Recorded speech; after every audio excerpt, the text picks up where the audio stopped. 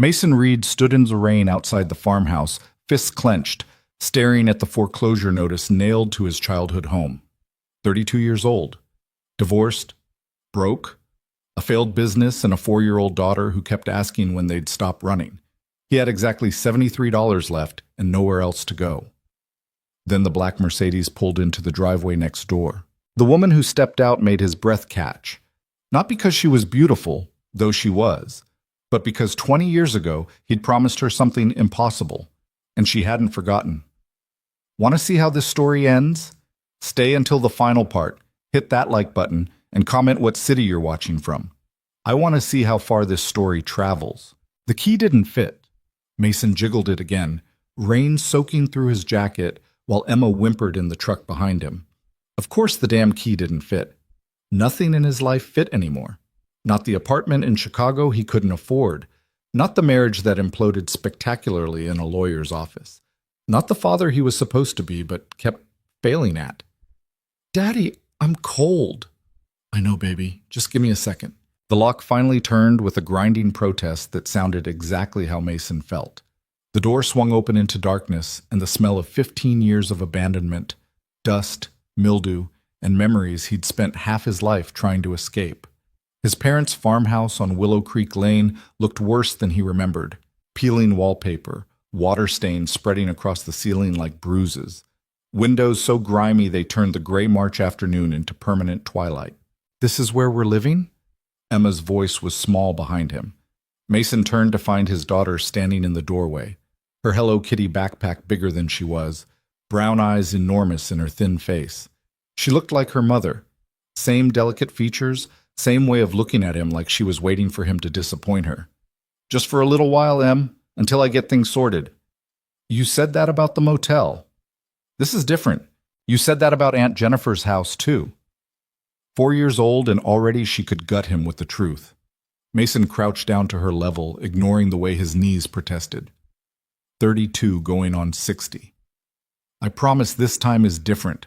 This was my house when I was a kid. My dad built that porch himself. You see that maple tree out there? I used to climb it every summer." Emma peered past him into the gloom. "It's scary." "I know, but we'll make it less scary. Tomorrow we'll clean the windows and you can pick which room you want. Deal?" She studied him with that unnerving intensity kids have, the kind that sees straight through adult bullshit. Finally she nodded. "Can I have the one with the window seat?" "You can have any room you want." That night, they ate gas station sandwiches on the floor because he didn't have furniture.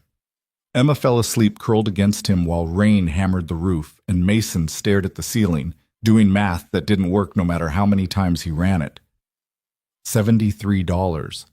The construction company had gone under, owing him 4 months of back pay he'd never see. The truck needed new brakes. Emma needed new shoes. The house needed everything. He'd hit bottom so hard he'd cracked straight through to whatever was underneath. His phone buzzed. A text from his ex-wife. "Did you remember Emma's EpiPen?" Mason's stomach dropped. He texted back, "Yes." In her backpack, it was there. He'd checked 3 times. But the fact that Sarah had to ask, that she didn't trust him with their daughter's life, made something twist in his chest. Another text. "She needs stability, Mason, not whatever this is." He didn't respond. What could he say? That he was doing his best? That he dragged them to his dead parents' house in a town of 800 people because it was the only place he could live rent-free? That he woke up every morning terrified he was ruining his daughter's life? Emma stirred against him. "Daddy?" "Yeah, baby." "I heard something outside." "It's just the wind." "No, it's a car." Mason listened. She was right. Engine noise, growing closer, then cutting off. Strange. Nobody knew they were here. He'd driven straight through from Chicago, hadn't told anyone. He eased Emma onto the sleeping bag and moved to the window, careful of the rotten floorboards. Through the grimy glass, he could barely make out the house next door, the old Carter place. Dark for as long as he could remember. Mrs. Carter had died when he was in high school, and the daughter had left years before that. But there were lights on now, and a car in the driveway. Not just any car, a Mercedes S-Class, black and gleaming even in the rain. Completely absurd on this muddy country lane where most people drove pickups held together with rust and prayer. A woman got out. Even at this distance, even through dirty glass and rain, Mason could tell she didn't belong here. Expensive coat. Hair pulled back. The kind of posture that came from knowing exactly who you were and what you were worth. She stood there for a moment, face tilted up to the rain, and something about the gesture made his chest tight. Then she turned toward his house. For just a second, porch light illuminated her face, and Mason's breath stopped. No. No, it couldn't be. 20 years. People changed, but he'd know those eyes anywhere. Dark and serious. The kind that always seemed to be looking at something just beyond what everyone else could see. Vivian Carter, who'd left this town the day after high school graduation and never came back. Who'd told him she was going to do something important with her life. Who'd kept the stupid plastic ring he'd given her when they were kids and told him she'd never forget his promise. She was supposed to be in New York or California, somewhere that matched her ambition. Not here, not next door to his disaster of a life. He watched her disappear into the house, lights clicking on room by room, and felt something he hadn't felt in months. Curiosity. And underneath that, smaller and more dangerous. Hope. All right. Morning came too early and too bright. Emma woke him by sitting on his chest. "Daddy, there's a lady outside." Mason groaned and squinted at his watch. 6:15. Nobody's outside. It's too early." "There is too. She's running." He rolled upright, every muscle in his back screaming. Sleeping on hardwood at 32 hit different than it had at 22. Emma had her face pressed against the window, breath fogging the glass. "See?" Mason looked. Vivian Carter was running along Willow Creek Lane in expensive athletic wear, ponytail swinging, the kind of effortless morning person energy that made him irrationally annoyed. Who ran at 6 in the morning in March in Iowa? "Can I go say hi?" "No." "Why not?" "Because we don't know her." "She's our neighbor. That means we know her." 4-year-old logic was airtight and infuriating. We need to clean the house, remember? You were going to pick your room." That distracted her. Mason spent the next hour scrubbing years of grime off windows while Emma dragged her stuffed animals from room to room, narrating elaborate stories about which one liked which space. She settled on the room with the window seat overlooking the backyard, which needed a new mattress he couldn't afford. He was elbow deep in a clogged sink when someone knocked. Mason froze. Nobody knew they were here. He'd deliberately not told anyone, including his ex-wife, the exact address. Just back in Whitfield, which could mean anywhere in the county. The knock came again, polite but persistent. He wiped his hands on his jeans and opened the door. Vivian Carter stood on his porch holding a casserole dish and looking like she'd walked out of a lifestyle magazine. Cream sweater, dark jeans, hair still damp from the shower. No makeup that he could see, but she didn't need it. Up close, he could see the years. Tiny lines at the corners of her eyes. A new wariness in the way she held herself, but still unmistakably Vivian. Sharp and polished, and somehow softer than he remembered. "Mason Reed." She said it like she was trying the name out. "I wasn't sure it was you, not until I saw the truck." He became acutely aware that he was covered in grime and probably smelled like wet basement. "Vivian, I didn't know you were back." "Just moved in yesterday." She held out the casserole dish. "I made too much. Thought you might want some." It was the most obvious lie he'd heard all week, and something about that made him smile. "You just happened to make too much casserole the day after you moved in?" A tiny crack in her composure. "I'm a terrible liar. I saw your truck last night and made it this morning." "Why?" The question seemed to catch her off guard. "Because you're my neighbor? Because you probably don't have a working kitchen yet? Because—" She stopped, something shifting in her expression. "Do you want the food or not?" "I want the food. Sorry, He took the dish, warm through the towel wrapped around it. "Thank you. You didn't have to do this." "I know." They stood there in awkward silence. Mason tried to think of something to say that didn't sound like every stupid thing he wanted to ask. "Why are you here? What happened? Do you remember that summer when we were 11 and you told me you were going to run away to Paris?" "Daddy, who is it?" Emma appeared at his hip, staring up at Vivian with open curiosity. Vivian's entire face transformed. The polished CEO mask dropped and something genuine broke through. Hi there. I'm Vivian. I live next door. I'm Emma. I'm 4. We're staying here because Daddy lost his job and Mommy said he needed to figure his life out. Mason wanted to die. It's okay, Vivian said, crouching down to Emma's level. Moving is hard. I just moved too. Left a job, actually. So I'm also figuring things out. Emma considered this. Did you get fired? Emma, it's fine. Vivian's smile didn't quite reach her eyes. Not fired. I quit. Well, sort of. It's complicated. Adults are always complicated, Emma said sagely. That's what my therapist says. Vivian glanced up at Mason, questions in her eyes, but all she said was, Your therapist sounds smart. She's okay. She has good toys. Emma tugged on Mason's hand. Can I show her my room? I'm sure Vivian is busy. I'm not, actually. Vivian straightened. I'd love to see your room. Emma lit up and grabbed Vivian's hand, dragging her inside before Mason could object.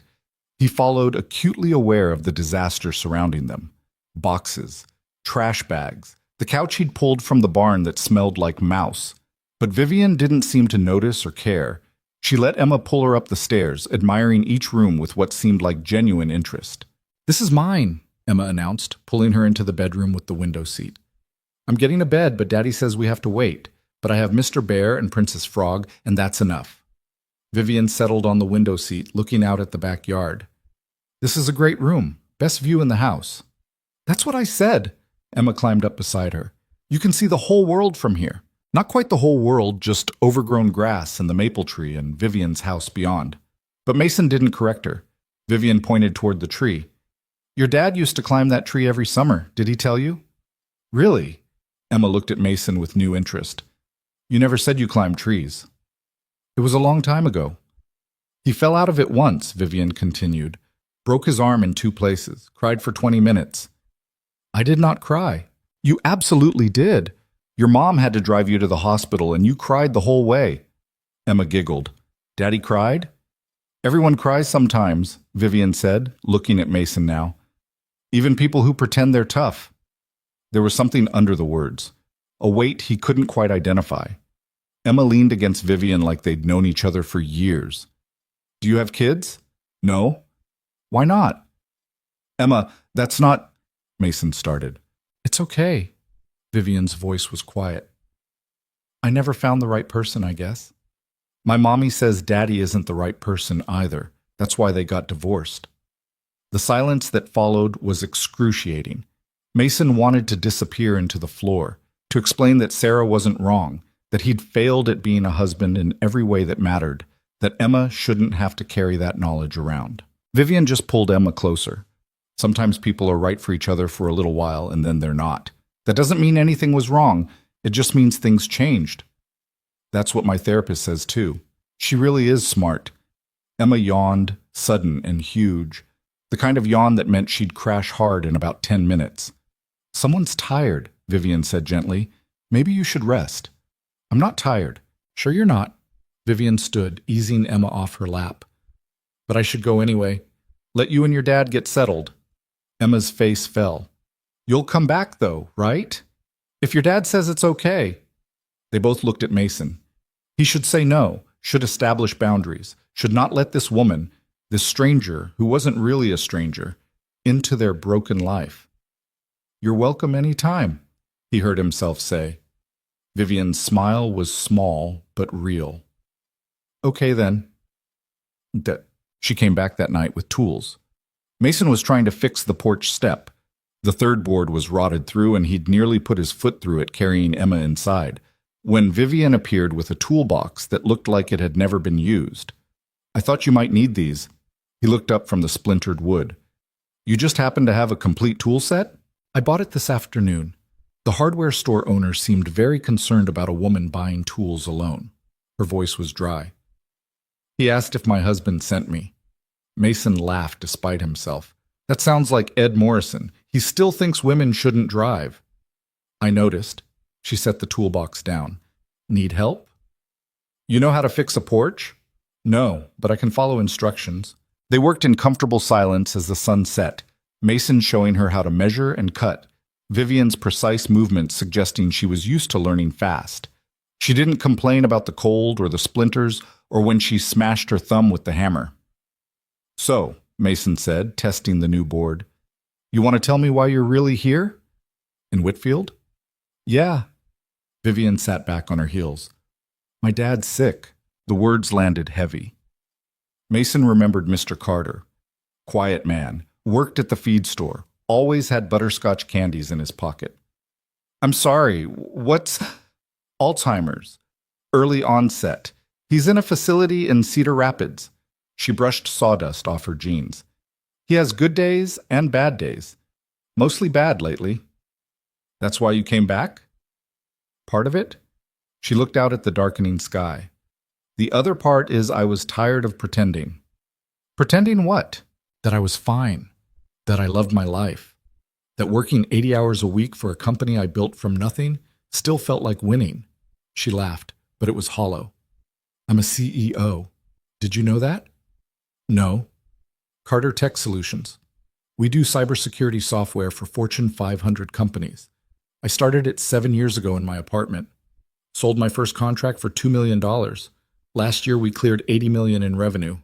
Mason whistled low. "That's a lot." "I know." She picked at the wood grain. "I should feel proud, successful, like I made something of myself." "You don't?" "I feel empty."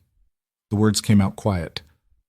"I have 1,200 employees who depend on me, investors breathing down my neck, board meetings and strategy sessions, and everyone telling me I'm doing amazing, and I wake up every morning and feel nothing." Mason didn't know what to say to that. His problems were concrete. No money, no job, no plan. Hers seemed harder to fix. "My ex-fiancé proposed last year," Vivian continued. "Marcus, venture capitalist, very successful, very ambitious. He proposed at a charity gala in front of 300 people, and I said yes because it seemed like what I was supposed to do." "What happened?" "My dad got diagnosed 2 months later. I told Marcus I needed to step back from work, spend time in Iowa, figure out care options." She met Mason's eyes. "He said he couldn't be with someone who wasn't committed to their career, that he needed a partner who understood success. He sounds like an asshole." He was honest. I'll give him that. She stood, brushing off her knees. The breakup made headlines. Tech CEO dumped by finance bro. Lots of think pieces about women having it all. My company's stock dropped 6% because investors worried I was distracted. Jesus. So I quit. Well, stepped down as active CEO. Kept my shares but handed operations to my COO. Moved back here to be near Dad and figure out who I am when I'm not performing anymore. They stood on the porch as night settled around them, the farmhouse warm behind them, and Mason realized something. They were both hiding. Him from a life that had chewed him up and spit him out. Her from a life that looked perfect but felt like drowning. "You want to know something embarrassing?" Mason said. "Always." "I Googled you earlier, after you left." Vivian tensed. "And?" "The articles call you a tech visionary, a self-made billionaire, one of Forbes 30 under 30. I'm 30. I missed that list. The pictures show this confident CEO in expensive suits, big smile, like you have everything figured out. And she looks nothing like the girl I remember." Mason leaned against the railing. That Vivian was scared of everything. Hated speaking in class. Used to hide in the library during lunch. People change. Do they? Or do they just get better at pretending? Vivian looked at him for a long moment.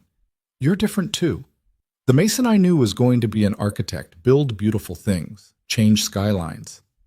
"Yeah, well, that didn't work out." "What happened?" "I met Sarah sophomore year of college, got her pregnant junior year. Dropped out to work construction because we needed money. Spent 10 years building other people's dreams while mine got smaller and smaller." "That's not failure." "Feels like it." He kicked at the new board. "My daughter's in therapy because her parents couldn't figure out how to stay married. I'm 32 and living in my dead parents' house with $73 to my name. I call that failure. I call that being human. Easy to say when you're a billionaire." "Is it?" Her voice sharpened. "You think money fixes everything? I have more money than I could spend in 3 lifetimes, and I'm standing on a broken porch in Iowa because everywhere else I've been feels fake." Mason held up his hands. You're right. I'm sorry. That was shitty. It was. But her voice softened. Also, not entirely wrong. I am lucky. I know that. You're also alone. Vivian flinched like he'd hit her. Sorry, Mason said quickly. I didn't mean... No, you're right.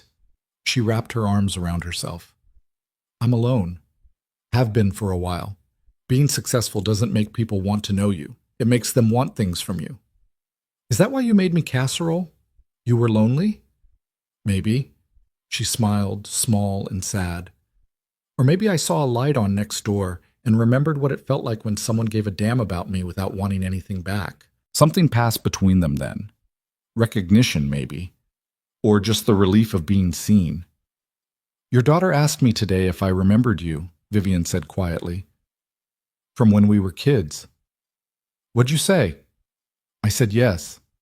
That you were kind. That you once gave me a dandelion ring and promised to marry me so I'd never be lonely. Mason's throat went tight. I was 10. You were sweet. She looked at him directly now. Do you remember what you said? Exactly. No. You said, I'm going to marry you someday, Viv, and you'll never have to feel sad again. I promise. She pulled something from her pocket. A small plastic ring, purple and cheap, the kind you'd get from a quarter machine. I kept it. Why? Because nobody ever promised me something like that before. My mom left when I was 8. My dad worked all the time just to keep us afloat. And this boy, her voice cracked. This boy barely knew me and he promised I wouldn't be alone. Vivian. I know it was just kid stuff. I know you didn't mean it, but standing here seeing you again, she laughed, wiping at her eyes. God, this is embarrassing. Mason reached out and closed her hand around the ring. It's not embarrassing. I'm a 30-year-old CEO crying about a plastic ring. You're a woman who kept a promise close to her heart. That's different. They stood there in the dark, hands touching, both of them breathing too fast. Then Emma's voice drifted from inside. Daddy? I had a bad dream. The moment broke. Mason squeezed Vivian's hand once and let go. I should go. Take care of her. He paused at the door. Vivian? Yeah? I'm glad you're here. Next door, I mean. It's nice. Having someone. Her smile was genuine this time. Yeah, it is. The next 2 weeks fell into an unexpected rhythm. Mornings, Mason would wake to find coffee on his porch. Not expensive coffee, just a simple thermos with a note that said things like, "Good luck today," or "The hardware store has plywood on sale." He'd see Vivian leaving for Cedar Rapids to visit her father, coming back late with exhaustion written into every line of her body. Some nights she'd wave, others she'd go straight inside. Mason started leaving things on her porch too. Nothing big, just things he noticed she needed. WD-40 when her gate started squeaking, a stack of firewood when the temperature dropped. Once, a bag of groceries because he'd seen her come home empty-handed 3 nights running. They didn't talk about it. Didn't make it a thing. It just was. Emma noticed, of course. Kids noticed everything. Why do you like Vivian? She asked one morning, watching him refill the thermos to return. I don't... She's just our neighbor, Em. You smile different when you talk about her. I smile the same. No, you don't. You smile like when I draw you pictures, like it makes you happy sad. Happy sad. 4 years old, and she'd nailed it. She's an old friend, Mason said carefully. We grew up together. Did you love her before Mommy? It wasn't like that. But did you? Mason thought about 10-year-old Vivian with dirt on her knees and grass in her hair. Thought about the way she'd looked at him when he gave her that stupid ring, like he'd handed her the world. Maybe, he admitted, in the way kids love each other before things get complicated. Things are always complicated, Emma said wisely. That's why people need therapy. Oh, the invitation came on a Thursday. Mason was replacing the porch railing when Vivian appeared, wearing yoga pants and an oversized sweater, hair in a messy bun. She looked young like this, vulnerable. I'm going to visit my dad tomorrow, she said without preamble. Do you want to come? I don't think... He's having a good day. The facility called this morning. He's lucid in asking about the house. She twisted her hands together. I thought maybe seeing someone from the old neighborhood might make him happy. And I... She stopped. I don't want to go alone. The admission cost her. Mason could see it. Okay, he said. Yeah, I'll come. Relief washed over her face. Thank you. We can leave at 9. It's about an hour drive. What about Emma? Bring her. They have a play area. The next morning, they drove to Cedar Rapids in Vivian's Mercedes. Emma was entranced by the heated seats and the backup camera and the way the car seemed to anticipate everything. Our car smells like French fries, she informed Vivian seriously. All the best cars do, Vivian said. The memory care facility was nicer than Mason expected. Bright, clean, staff that smiled like they meant it.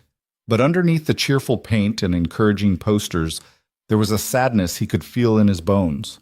Mr. Carter was in the sunroom, staring out at the garden.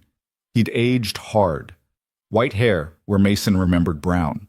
Thin in a way that suggested he forgot to eat. But his eyes were clear when they entered. Vivian. His voice was rough but warm. There's my girl. Hi, Daddy. Vivian kissed his cheek and Mason watched her transform. The CEO vanished. In her place was just a daughter who missed her father. I brought someone to see you. Do you remember Mason Reed from Willow Creek? Mr. Carter squinted at Mason. For a moment, nothing. Then recognition flickered. Little Mason Reed, you're not little anymore. No, sir. Grew a bit. Your father was a good man. Sorry about his passing. Both your folks. He reached for Vivian's hand. Did you tell him yet? Tell me what? Mason asked. Vivian shot her father a warning look, but he barreled ahead the way old people do when they've decided something needs saying. She had a crush on you. Huge. Used to talk about you all the time. Dad, it's true. Mason said this. Mason did that. Drove me crazy. He smiled at the memory. Then you gave her that ring and she about floated away. Vivian's face was scarlet. Can we not? Why not? I'm old. I get to say what I want. Mr. Carter turned to Mason. She kept it, you know, that ring. Even when that fancy fiancé gave her a real diamond, she kept yours in a box by her bed. I think that's enough memory lane for today, Vivian said tightly. But Mr. Carter wasn't done. His face shifted, confusion creeping in. Where's your mother, honey? She said she'd visit. Vivian's expression crumpled. Mom's not coming, Daddy. Remember? She said she'd visit. She promised. I know, but she's not. She's gone. She left a long time ago. That's not right. She was just here. He looked around, agitated now. Where is she? Vivian, where's your mother? A nurse appeared, gentle and practiced. Mr. Carter, why don't we take a walk? The garden's beautiful today. I need to find my wife. We'll look for her together. Come on. They led him away, still asking for a woman who'd abandoned them 22 years ago. Vivian stood frozen, watching her father disappear down the hall. Mason touched her shoulder. Hey, you okay? He does this sometimes. Gets confused about when things are. Who's still here? Her voice was hollow. Last week he thought I was my mother. Got angry that I'd left him alone. Jesus. The doctors say it'll get worse, that eventually he won't know me at all. She turned to face Mason, eyes dry but devastated. How do you prepare for someone to forget you exist? I don't think you can. I'm losing him piece by piece, and there's nothing I can do. All my money, all my success, and I can't fix this. She laughed bitterly. Turns out being a billionaire doesn't mean shit when it actually matters. Emma appeared then, holding a stuffed animal from the play area. Is Vivian sad? Yeah, baby, she's sad. Emma walked over and held up the stuffed animal, a purple dinosaur with lopsided eyes. You can hold Barney if you want. He helps when I'm sad about Mommy and Daddy. Vivian took the dinosaur with shaking hands. Thank you, Emma. You're welcome. Also, I think we should get ice cream. Daddy always says ice cream makes sad better. I don't know if... Vivian started. Ice cream sounds perfect, Mason interrupted. Come on, we passed a place on the way in. They ended up at a local shop, Emma with chocolate chip, Mason with vanilla, Vivian staring at her untouched strawberry cone like she'd forgotten how to eat. You're supposed to lick it, Emma said helpfully, before it melts. Vivian took a small bite. You're right. That's better. I'm always right. That's what Daddy says. I said you're right a lot. Not always. Same thing. They sat outside in the weak April sunshine, watching traffic pass, and slowly Vivian started to thaw. The tension left her shoulders. Color returned to her face. Thank you, she said quietly, for coming, for not making me do that alone. You don't have to thank me. Yes, I do. You didn't have to waste your day on this. It wasn't wasted. Mason met her eyes. You asked me to show up. I showed up. That's what people do. Not in my experience. Then you've known the wrong people. Emma had wandered to watch a dog across the street. Vivian watched her with something soft in her expression. She's wonderful, Vivian said. You're doing a good job. I'm doing a terrible job. She's in therapy and her mother thinks I'm unstable. Her mother's wrong. Is she? I dragged her to Iowa with no plan and no money. You brought her somewhere safe, somewhere you could catch your breath. Vivian turned to him. That's not instability. That's survival. Feels like failure. Because you're too close to it. She finally took another bite of ice cream. Can I tell you something? Sure. When Marcus broke up with me, I thought my life was over. Like I'd failed at the one thing that was supposed to prove I was normal. Getting married? Being chosen. Not for my money or my company or what I could do for someone's career, just chosen. For me. She shredded her napkin into tiny pieces. And then he stood in my apartment and told me I was too focused on my dying father, that I needed to get my priorities straight. What'd you do? I threw his ring at him, literally threw it. It bounced off his forehead. A tiny smile. Then I told him to get out. And when he left, I sat on my bathroom floor and cried for 3 hours. I'm sorry. Don't be. Best thing he ever did was leave, because it made me realize I'd been performing for years, playing the role of successful woman. And I was so tired. Emma ran back, chocolate smeared on her face. The dog's name is Biscuit, and he's 7 and he likes to swim. That's a good dog name, Vivian said seriously. I know. If I get a dog, I want to name him Pancake. Pancake's an excellent name. They drove back as the sun set, Emma falling asleep in the back seat, and Mason felt something he hadn't felt in months. Peace, not happiness, not yet. Just the quiet relief of making it through a hard day with someone who understood. When they pulled into Willow Creek Lane, Vivian didn't immediately get out. Mason? Yeah? That promise you made. When we were kids. She stared straight ahead. Did you mean it? I was 10. I know, but did you mean it? He thought about the boy he'd been, lonely and eager to please, about seeing Vivian crying by the creek because her mom had left and feeling like his heart might break. Yeah, he said quietly. I meant it. Vivian finally looked at him. Good, because I think I might need someone to keep that promise. Before he could respond, she was out of the car, walking toward her house, leaving Mason sitting in the driveway with a sleeping child and a chest full of feelings he had no idea what to do with. Emma stirred as he carried her inside.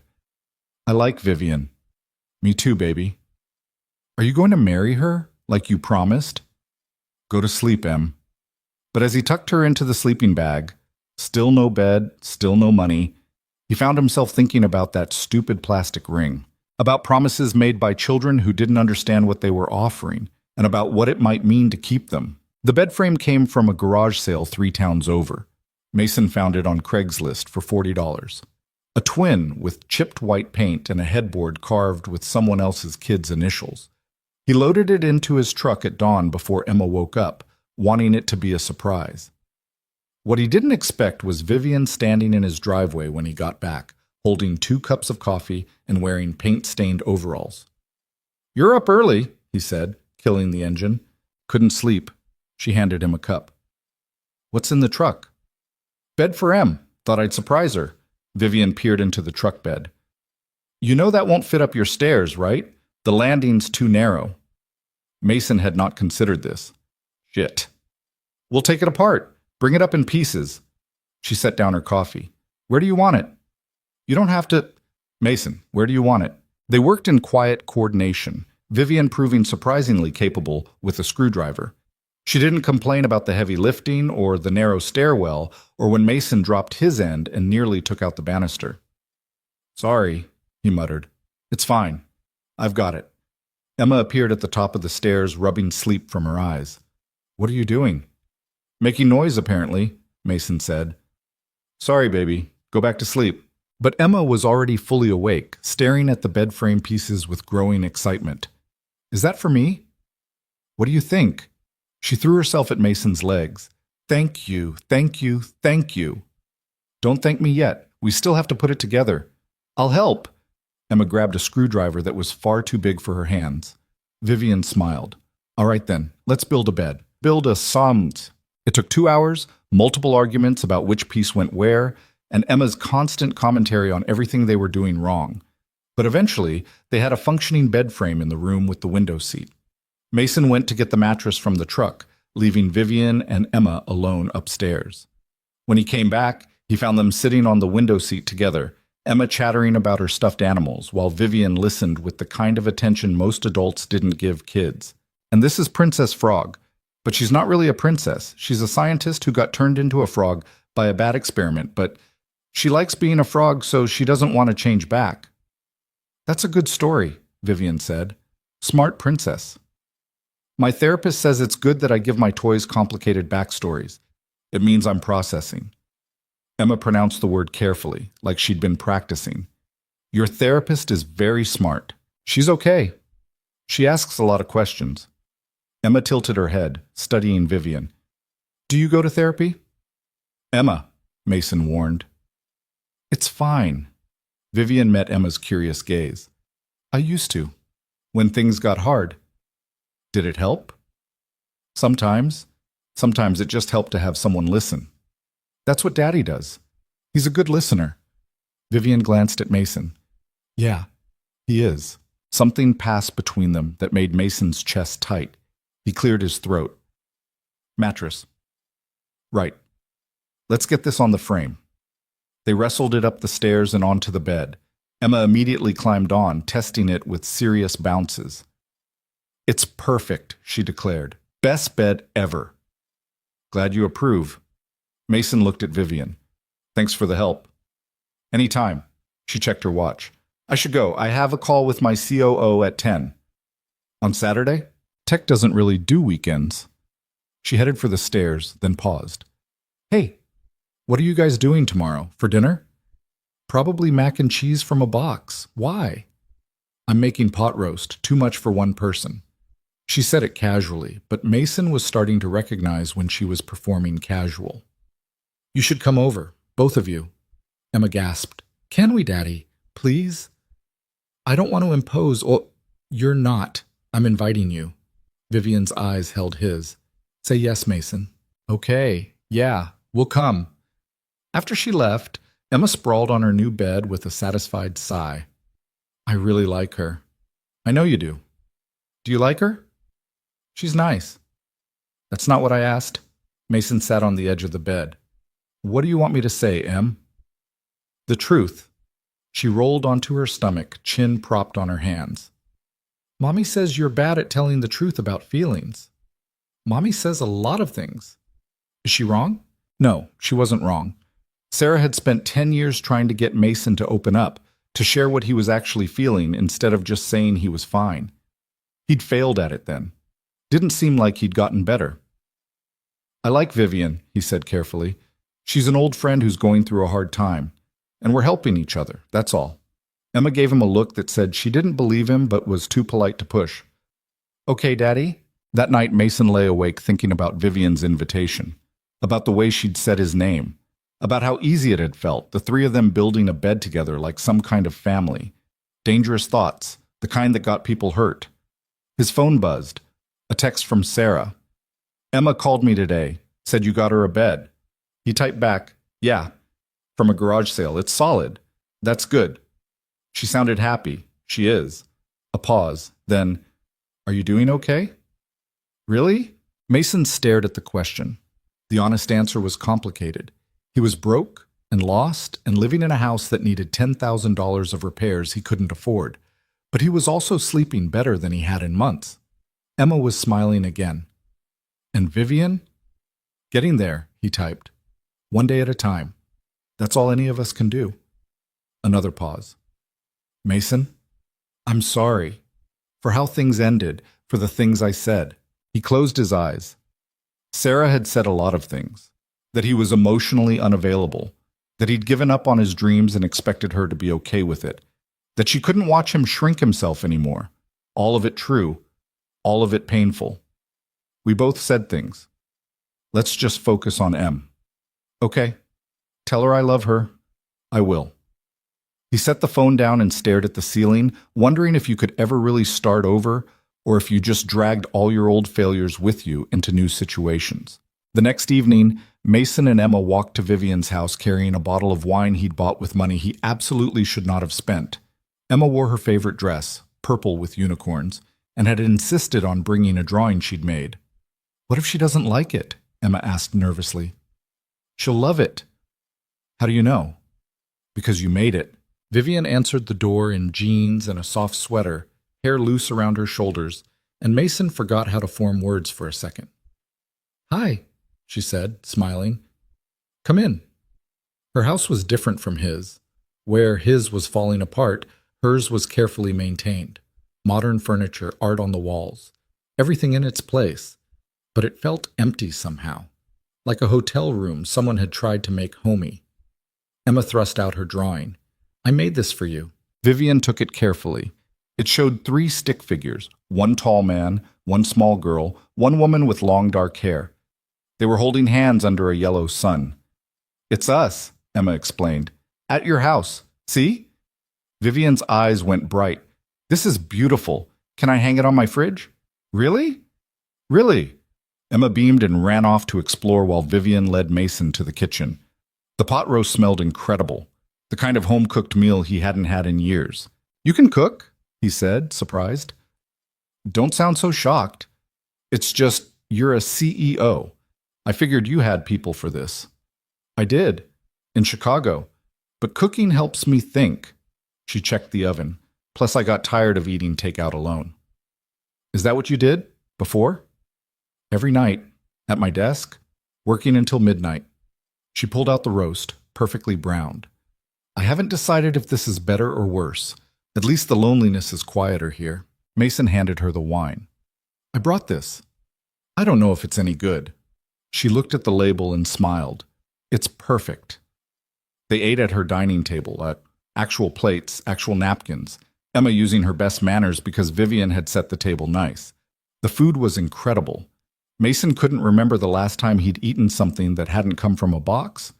This is amazing, he said around a mouthful. Seriously, my dad taught me. He used to make this every Sunday. Vivian's smile was sad. Before he got sick, we'd talk about opening a restaurant together. Just a small place. Nothing fancy. You should do it. With what time? I'm barely holding my company together remotely. I thought you stepped down. As active CEO, I still own 60%. Still have board responsibilities. Still have 1,200 employees whose jobs depend on me making good decisions. She took a long drink of wine. Stepping down just means I feel guilty from a distance instead of up close. Emma spoke up. My daddy feels guilty too. About Mommy. Emma, Mason started. It's true. I heard you tell Aunt Jennifer that you ruined everything. The silence was excruciating. Mason wanted to disappear. Vivian reached across the table and squeezed his hand briefly. Guilt's a heavy thing to carry, especially when it's not all yours to hold. Feels like it is. Feelings lie sometimes. After dinner, Emma fell asleep on Vivian's couch, exhausted from exploring every room and asking approximately 8,000 questions. Mason carried her to the car while Vivian packed up leftovers. You don't have to do that, he said when he came back. I want to. Besides, I'll never eat all this. She handed him 2 containers. Lunch tomorrow, too. They stood in her doorway, neither quite ready to say goodnight. Thank you, Mason said. For tonight. It was nice, normal. Is that what this was? Vivian's voice was quiet. Normal? What else would it be? She looked at him for a long moment. I don't know, but it didn't feel normal. It felt like something else. Mason's heart kicked up. Vivian, I know, I'm not asking for anything. She wrapped her arms around herself. It's been a long time since I sat at a table with people and felt like I belonged there, instead of just hosting. You did belong, did I? Or was I just playing house with my neighbor's family? The question hung between them. Mason didn't have an answer that wouldn't complicate things. I should go, he said finally. Emma needs to get to bed. Disappointment flickered across Vivian's face. Right, of course. But as he turned to leave, she caught his arm. Mason, wait. He turned back. I'm going to see my dad on Tuesday. The facility called. He's been asking for me. Her hand trembled slightly. Would you come with me again? I know it's asking a lot, but yes. You didn't let me finish. Don't need to. The answer's yes. Relief washed over her. Thank you. Tuesday morning arrived cold and gray, threatening rain. Mason dropped Emma at a neighbor's, Mrs. Henderson, who remembered him from childhood and seemed delighted to have a kid around again, and met Vivian in her driveway. She looked exhausted, like she hadn't slept. You okay? He asked, climbing into the Mercedes. Define okay. They drove in silence for 20 minutes before Vivian spoke again. He called me last night at 3 a.m. Your dad? The facility let him use the phone. He was crying. Her voice cracked. Kept saying he couldn't find his house, that someone stole it. I tried to explain he was safe, that he lives there now, but he just got more upset. Jesus. They finally gave him something to calm down. But I could hear it, Mason, the fear in his voice. He didn't understand where he was or why I wasn't there. She gripped the steering wheel. And I'm an hour away in a house I don't even need, pretending I'm here to help him, when really I just ran away from my life. You didn't run away, didn't I? I quit my job, left my company, moved to the middle of nowhere to take care of your father, who doesn't even remember I exist half the time. The words burst out of her. What's the point, Mason? I gave up everything and he still doesn't know me. Mason let her words settle before responding. My mom had cancer at the end. Vivian glanced at him. She was in hospice for 6 weeks, drugged up on morphine, barely conscious. My dad spent every day there reading to her, books she loved, articles from the paper, grocery lists, anything. Did she hear him? I don't know. Maybe not. But he said it didn't matter, that he wasn't there because she could respond. He was there because leaving her alone felt wrong. Mason looked out the window. Your dad might not remember you, but you'll remember being there. And that matters. Vivian's eyes were wet. I'm scared. Of what? Of the day he looks at me and there's nothing, no recognition, no love, just emptiness. She wiped her face roughly. How do I survive that? 1 minute at a time. And with people who won't let you do it alone. She reached across the console and found his hand. Mason laced their fingers together and held on. The facility was having a good day. Bright sun through the windows, residents doing activities, music playing somewhere. Mr. Carter was in his room, dressed and sitting in his chair. Vivian, his face lit up. And young Mason, twice in 1 month. I'm popular. Hi, Daddy. Vivian kissed his cheek. How are you feeling? Good. Real good. They gave me applesauce for breakfast, the cinnamon kind. He gestured at Mason. Sit. Tell me what's happening in the real world. They talked for an hour. Mr. Carter was sharp today, asking about the house, about Mason's daughter, cracking jokes that actually landed. This was the man Mason remembered. Funny and kind, always ready with a story. Then, mid-sentence, something shifted. Mr. Carter's eyes went distant, confused. Where am I supposed to be? You're right here, Daddy. In your room. No, I have to. There's something. He stood abruptly, agitated. I'm late. She's waiting. Who's waiting? Vivian stood with him, hands out. Daddy, sit down. You're okay. Don't tell me I'm okay. You don't understand. He looked at Mason like he'd never seen him before. Who are you? Get out of my room. Mr. Carter, it's me, Mason, from next door. I don't know you. Get out. A nurse appeared, calm and efficient. Mr. Carter, let's take a walk. Would you like that? I want everyone to leave. They got him settled eventually, but not before he'd worked himself into tears, furious and scared and lost. Vivian stood frozen in the hallway while her father's sobs echoed from his room. Ms. Carter? The nurse touched her arm gently. This is normal. The agitation, the confusion, it's part of the disease. I know. He won't remember this. In 10 minutes, he'll be calm again. But I'll remember. Vivian's voice was hollow. I'll remember him scared of me. They drove home in silence. Vivian's hands were steady on the wheel, but Mason could see her jaw clenched, the muscle jumping. When they pulled into Willow Creek Lane, she didn't get out of the car. I can't do this, she said quietly. Yes, you can. No, I can't. I'm not strong enough. Mason turned to face her. You're the strongest person I know. I'm a coward. I ran from my company because it was hard. I ran from my engagement because it hurt. And I'm going to run from this too because watching him forget me is killing me. Then don't watch alone. Mason, I'm serious. You keep trying to do everything by yourself. Like asking for help is weakness. But it's not. He unbuckled his seatbelt, shifting to face her fully. Let someone help carry this. Why would you do that? You barely know me anymore. Because 20 years ago, a scared kid promised you wouldn't be lonely. And I'm tired of breaking promises. Vivian's face crumpled.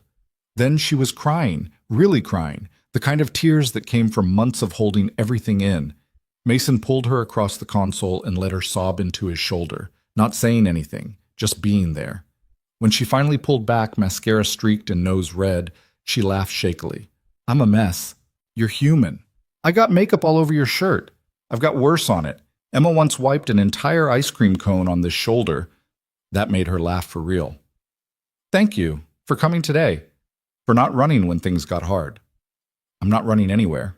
Something shifted in her expression. Mason, I need to tell you something. Okay. That night at dinner, when I said it felt like something else, I meant it. She took a shaky breath. I like having you around, you and Emma. I look forward to seeing you, and I know that's complicated because you're my neighbor and you're dealing with your own stuff, and I'm a disaster, but Mason kissed her. Not planned, not smooth, just leaned across the console and pressed his mouth to hers because she was spiraling and beautiful and breaking his heart. She froze for a second, then kissed him back. It was brief, gentle, and when they pulled apart, they were both breathing hard. I shouldn't have done that, Mason said. Why not? Because you're vulnerable, because I'm your neighbor, because you're scared, Vivian finished. So am I. Terrified, actually. Then why are we doing this? I don't know. She touched his face, thumb brushing his jaw. But I don't want to stop. Mason closed his eyes, leaning into her touch. Every rational part of his brain said this was a bad idea. He was broke, barely keeping his life together. His daughter needed stability, not him starting something with their neighbor. But Vivian's hand was warm against his skin, and for the first time in years, he felt like someone saw him. Not the failure, not the struggling single dad, just Mason. We should talk about this, he said. We should. Figure out what this is. Definitely. Neither of them moved. Then Vivian's phone rang. She glanced at the screen and sighed. My COO, I have to take this. Go, I'll see you later. She hesitated, then kissed him once more, quick and sweet. Later? Mason watched her walk to her house, phone already pressed to her ear, slipping back into CEO mode. The shift was fascinating, shoulders straightening, voice sharpening, all that vulnerability tucked away. He sat in his truck, fingers touching his lips, wondering what the hell he'd just done. His phone buzzed. A text from Vivian. Don't overthink it. He laughed and typed back. Too late. Same. But maybe that's okay. Maybe. Mason? Yeah? I'm glad you're here and next door in my life. However this works. He stared at the message, chest tight with feelings he wasn't ready to name.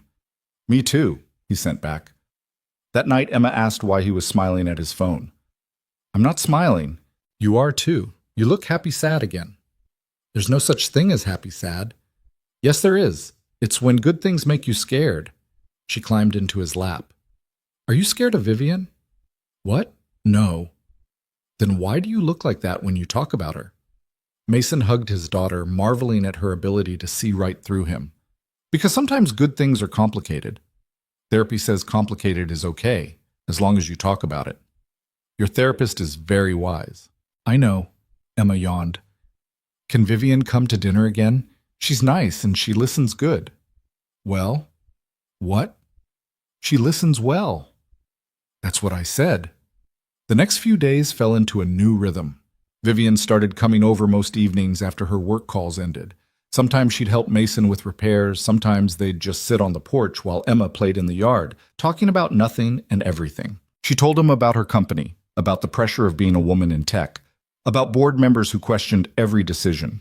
He told her about the construction business that failed, about marriage counseling that came too late, about the guilt of not being enough. They didn't kiss again. Both of them dancing around what had happened in the car like it might disappear if they didn't acknowledge it. Then came the storm. Mason was replacing the kitchen sink when the sky opened up.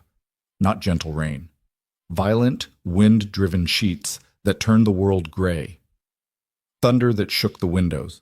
Lightning that lit up the whole house. Emma hated storms. She appeared in the kitchen doorway, clutching her stuffed dinosaur, eyes wide with fear.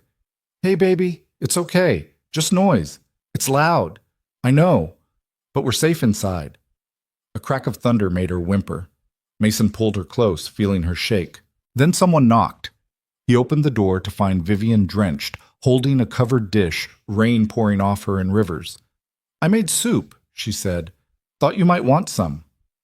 You walked through this? It's just rain. Vivian, you're soaked. Can I come in? He pulled her inside. She was shivering, hair plastered to her head, that expensive sweater ruined. Why didn't you call? I would have come over. I wanted to be here. She looked at Emma. Storms are scary. Nobody should be scared alone. And just like that, Mason fell a little bit in love with her. He found her dry clothes. His flannel that hung huge on her, sweatpants she had to roll 6 times. She looked ridiculous and perfect. They ate soup on the floor in the living room because the kitchen table was covered in pipes. Emma nestled between them, gradually relaxing as thunder rumbled. My mom used to tell me thunder was just clouds bowling, Vivian said quietly. Stupid, but it helped. What happened to her? Emma asked. Your mom? Vivian stiffened. Mason caught her eye, ready to redirect, but she shook her head slightly. She left when I was little, decided being a wife and mother wasn't what she wanted. Did it hurt? Yeah, a lot. My mommy didn't leave, but sometimes I wish she'd visit more. Emma's voice was small. Does that make me bad? No, baby. That makes you honest. Vivian pulled her closer. Missing people is hard, even when they're still around. They sat there as the storm raged outside, 3 people who'd all been left in different ways, finding comfort in each other. Eventually, Emma fell asleep. Mason carried her upstairs while Vivian cleaned up the soup bowls. When he came back down, she was standing at the window, watching rain streak the glass. You okay? He asked. I lied earlier. About what? Why I came over.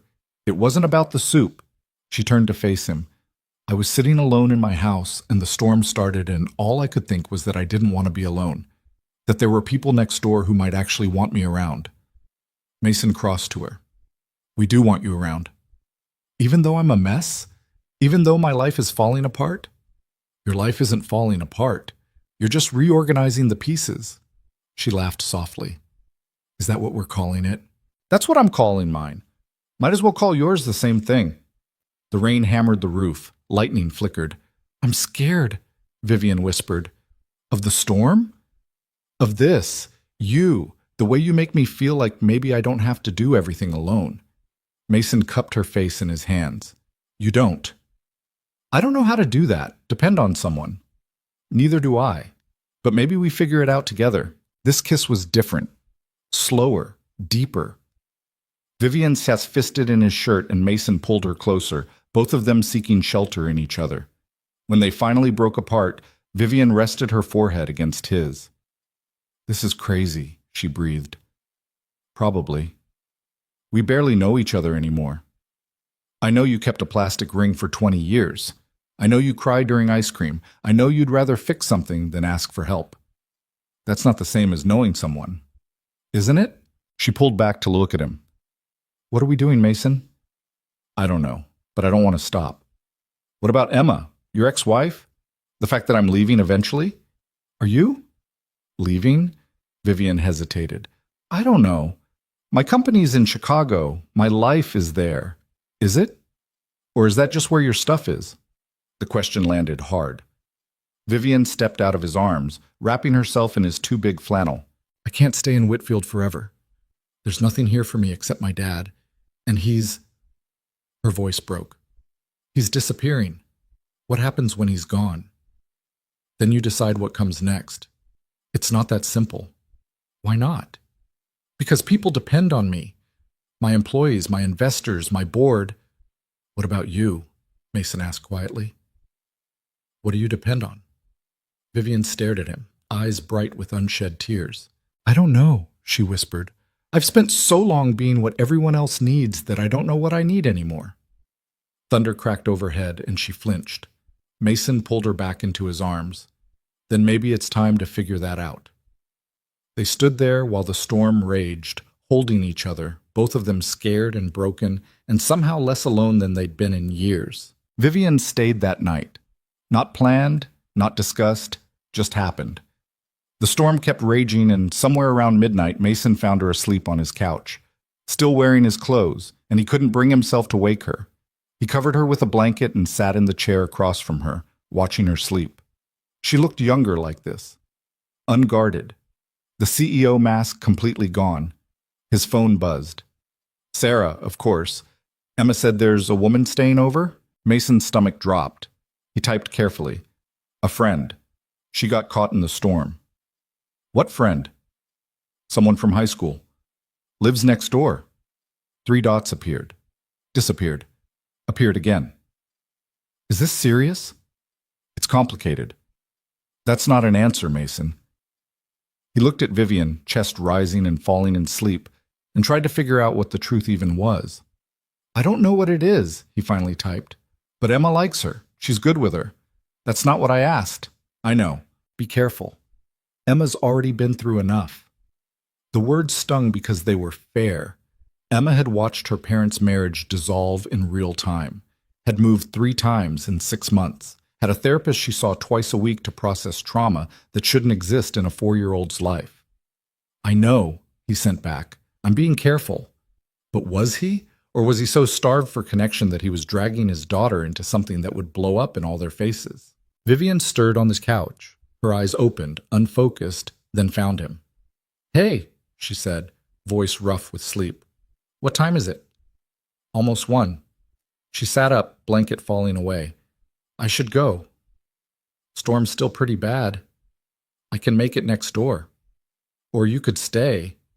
The words came out before he could stop them. Vivian looked at him for a long moment. Mason, what are we doing? I wish I knew. Your ex-wife texted you. I saw your face. Emma told her you were here, and she's worried. She's protective. There's a difference. Is there? Vivian stood, started folding the blanket with precise movements. Because from where I'm sitting, she's right to worry. I'm a mess. My dad's dying.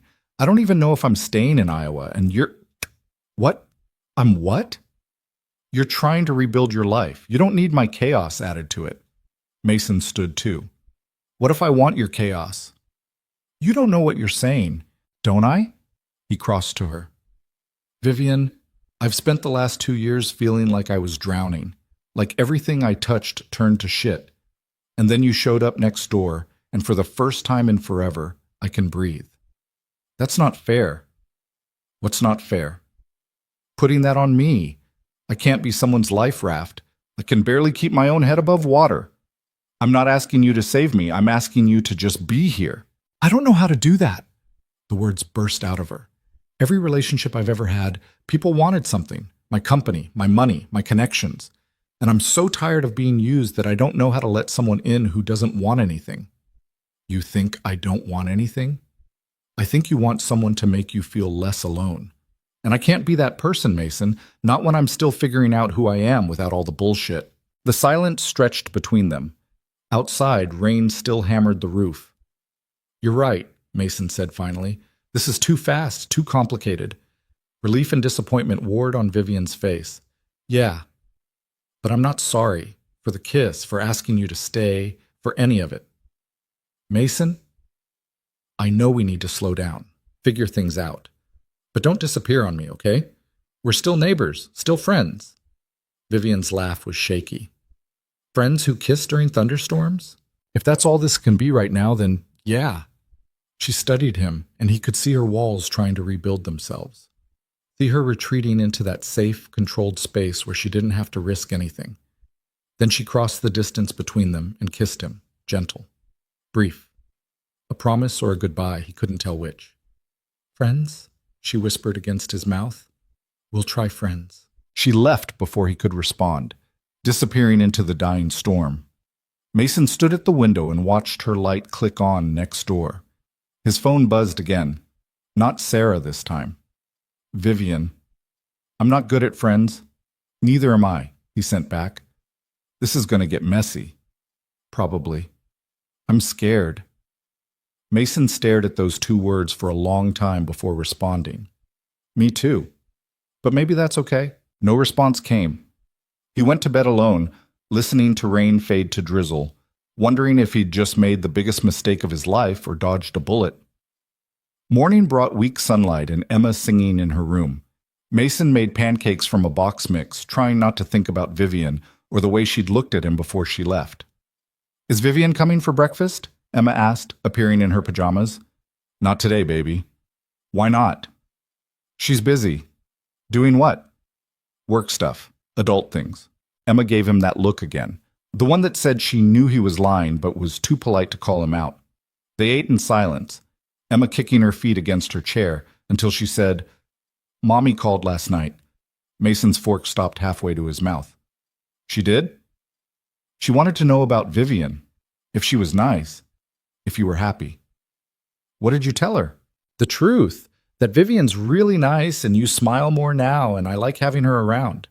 Emma took a bite of pancake. Mommy got quiet after that.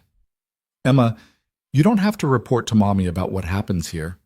I know, but she asks, and I don't want to lie. She looked up at him. Is it bad that I told her? No, baby, it's not bad.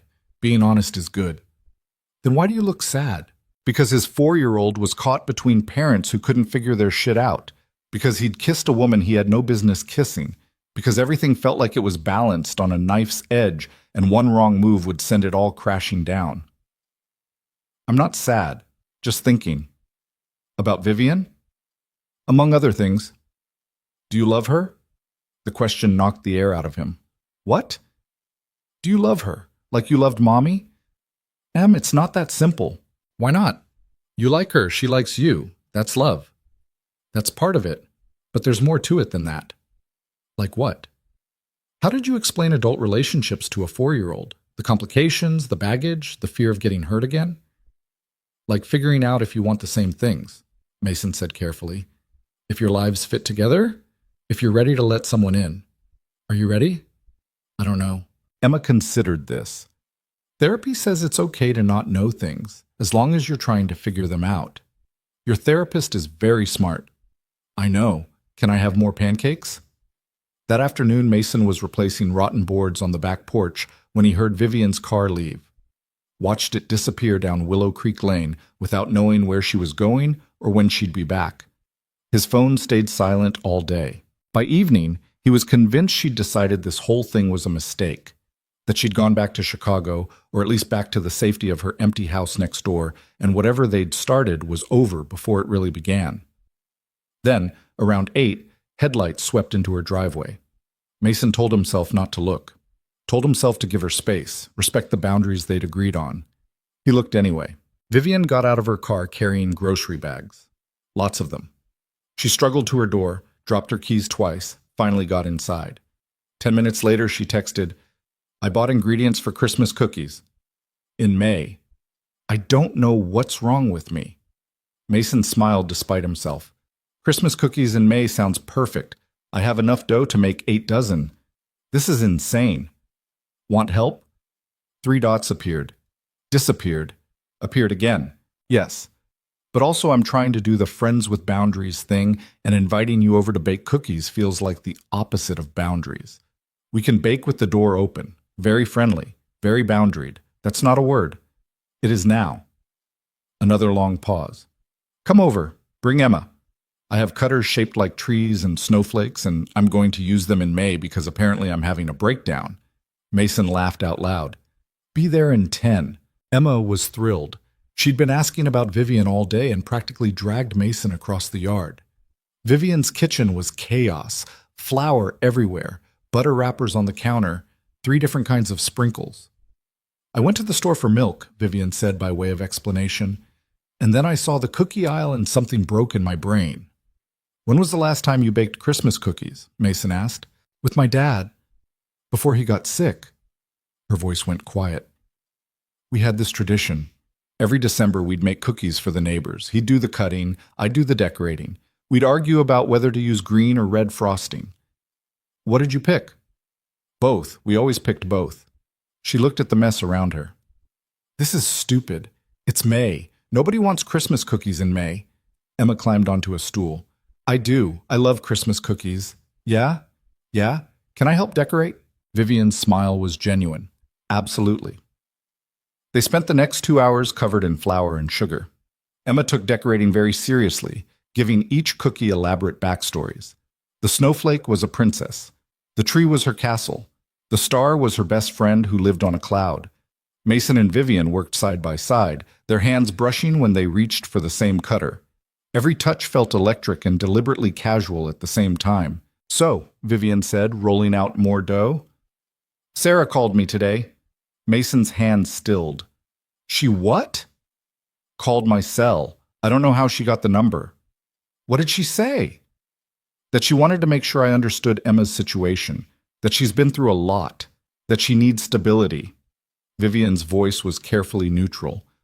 That you have a tendency to make impulsive decisions when you're stressed. Heat flooded Mason's face. She had no right. She had every right. Emma's her daughter, too. What did you tell her? The truth. That I'm not trying to replace anyone. That Emma seems happy. That you're doing your best. Vivian met his eyes. And that whatever's happening between us isn't about Emma. It's separate. Is it, though? Isn't it? Mason looked at his daughter, carefully piping frosting onto a cookie, completely absorbed. I don't know. Everything in my life involves Emma. I can't compartmentalize. I'm not asking you to. Then what are you asking? Vivian set down her rolling pin. I'm asking if we can figure this out without promises neither of us can keep, without pretending we have answers we don't have. That's terrifying. I know. Emma held up a cookie. Look, this one's you, Daddy. See the smile? Mason looked. The gingerbread man had a lopsided frosting smile and way too many sprinkles. It's perfect, Em. This one's Vivian.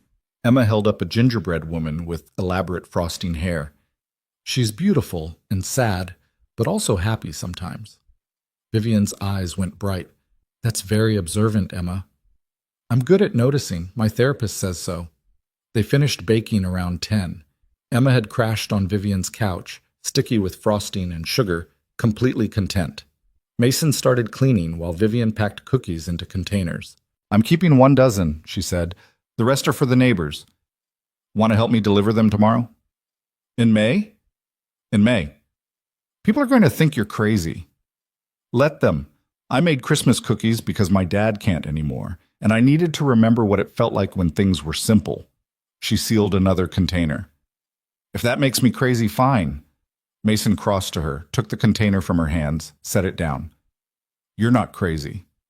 No? No. You're grieving. There's a difference. Is there? Her voice cracked. Because I can't tell anymore. Some days I'm fine. Working, managing things from here, visiting Dad, and then something stupid happens like seeing cookie cutters, and I fall apart. That's not falling apart. That's being human. I don't know how to be human, Mason. I've been performing for so long that when I stop, I don't know what's left. He pulled her into his arms. She resisted for a second, then melted against him. I'm scared, she whispered into his chest. Of what? Of getting used to this. To you. To feeling like maybe I don't have to do everything alone, because what happens when it ends? Who says it has to end? Everything ends. Relationships, careers, people. Her hands fisted in his shirt. My dad's ending right in front of me and I can't stop it. What makes you different? Mason pulled back enough to look at her. Nothing makes me different. I could leave. I could hurt you. I could turn out to be just like everyone else who wanted something from you. Then why should I let you in? Because maybe the risk is worth it. Maybe being alone and safe is worse than being with someone and scared. Vivian's laugh was wet. That's a terrible sales pitch. I know, but it's honest. She looked up at him, mascara smudged, eyes red, and he'd never seen anyone more beautiful. I don't know how to do this, she said. Neither do I. We'll figure it out together. What if we can't? Then at least we tried. She kissed him then, different from before. This one felt like surrender, like trust, like maybe, possibly, the beginning of something real. When they broke apart, Emma was watching from the couch. Are you boyfriend and girlfriend now? She asked, no preamble. Vivian laughed, embarrassed. I don't know. Maybe? Good. I like you. You should stay. It's not that simple, sweetie. Why not? You like us. We like you. You should just stay. 4-year-old logic remained airtight. Mason carried Emma home while Vivian stayed in her doorway, watching them go. When he looked back, she lifted her hand in a small wave. His phone buzzed as he tucked Emma in. Thank you for tonight, for everything, anytime. Mason? Yeah? I think I'm falling for you, and it's terrifying. His heart stopped, started, raced. Good, he sent back, because I've been falling for you since you showed up with that casserole. We're idiots. Probably. But maybe that's okay too. The next few weeks shifted something fundamental. They stopped pretending to be just neighbors, stopped trying to maintain boundaries that felt artificial. Vivian started having dinner with them most nights. Sometimes she'd cook. Sometimes Mason would. Sometimes they'd just order pizza and eat it on the floor while Emma narrated stories with her action figures. She came with them to Emma's therapy appointments, sitting in the waiting room with Mason, both of them anxious about what the therapist might say about the new person in Emma's life. When they finally met with Dr. Chen together, she was surprisingly unbothered. Emma talks about Vivian a lot, Dr. Chen said. In positive terms, she seems to provide stability. Even though Mason struggled for words. Whatever this is? Even though you're figuring things out? Yes. Kids need adults who are honest about not having all the answers. Emma's processing a lot of change. Having another caring adult in her life isn't harmful. It's helpful. Vivian exhaled. So we're not screwing her up? You're both showing up. That's what matters. They delivered the Christmas cookies to every house on Willow Creek Lane in May, in Iowa, and people loved it. Mrs. Henderson cried. Mr. Thompson made a joke about global warming. The Kowalskis asked for the recipe. This was a good idea, Mason said, walking back to their houses. It was a crazy idea. Sometimes those are the best ones. Emma ran ahead, chasing a butterfly, completely happy in the moment. She's doing better, Vivian observed. Yeah, she is. Because of the stability? The therapy? Or because we stopped pretending everything was fine? Maybe all of it. Vivian's phone rang. She glanced at the screen and her expression shuddered. It's my COO. I need to take this. Go ahead. Mason watched her walk to her house, phone pressed to her ear, and felt the familiar anxiety creep back. She still had a life in Chicago, still had responsibilities pulling her away. And eventually, she'd have to choose. That night, Vivian didn't come over for dinner, or the next night, or the one after that. Mason told himself not to worry. She was busy, work stuff. It was fine, but her lights stayed on late every night, and when he texted, her responses were short, distracted. Everything okay? Yeah, just busy. Want to talk about it? Not really. Sorry. Emma noticed, of course. Why isn't Vivian coming over? She's working. Is she mad at us? No, baby. Just busy. That's what Mommy used to say before she left. The words hit Mason like a fist. Vivian's not leaving. But he didn't know if that was true. On the fourth night, he knocked on her door. She answered, looking exhausted, hair in a messy bun, glasses he'd never seen her wear, laptop open on the couch behind her with spreadsheets visible.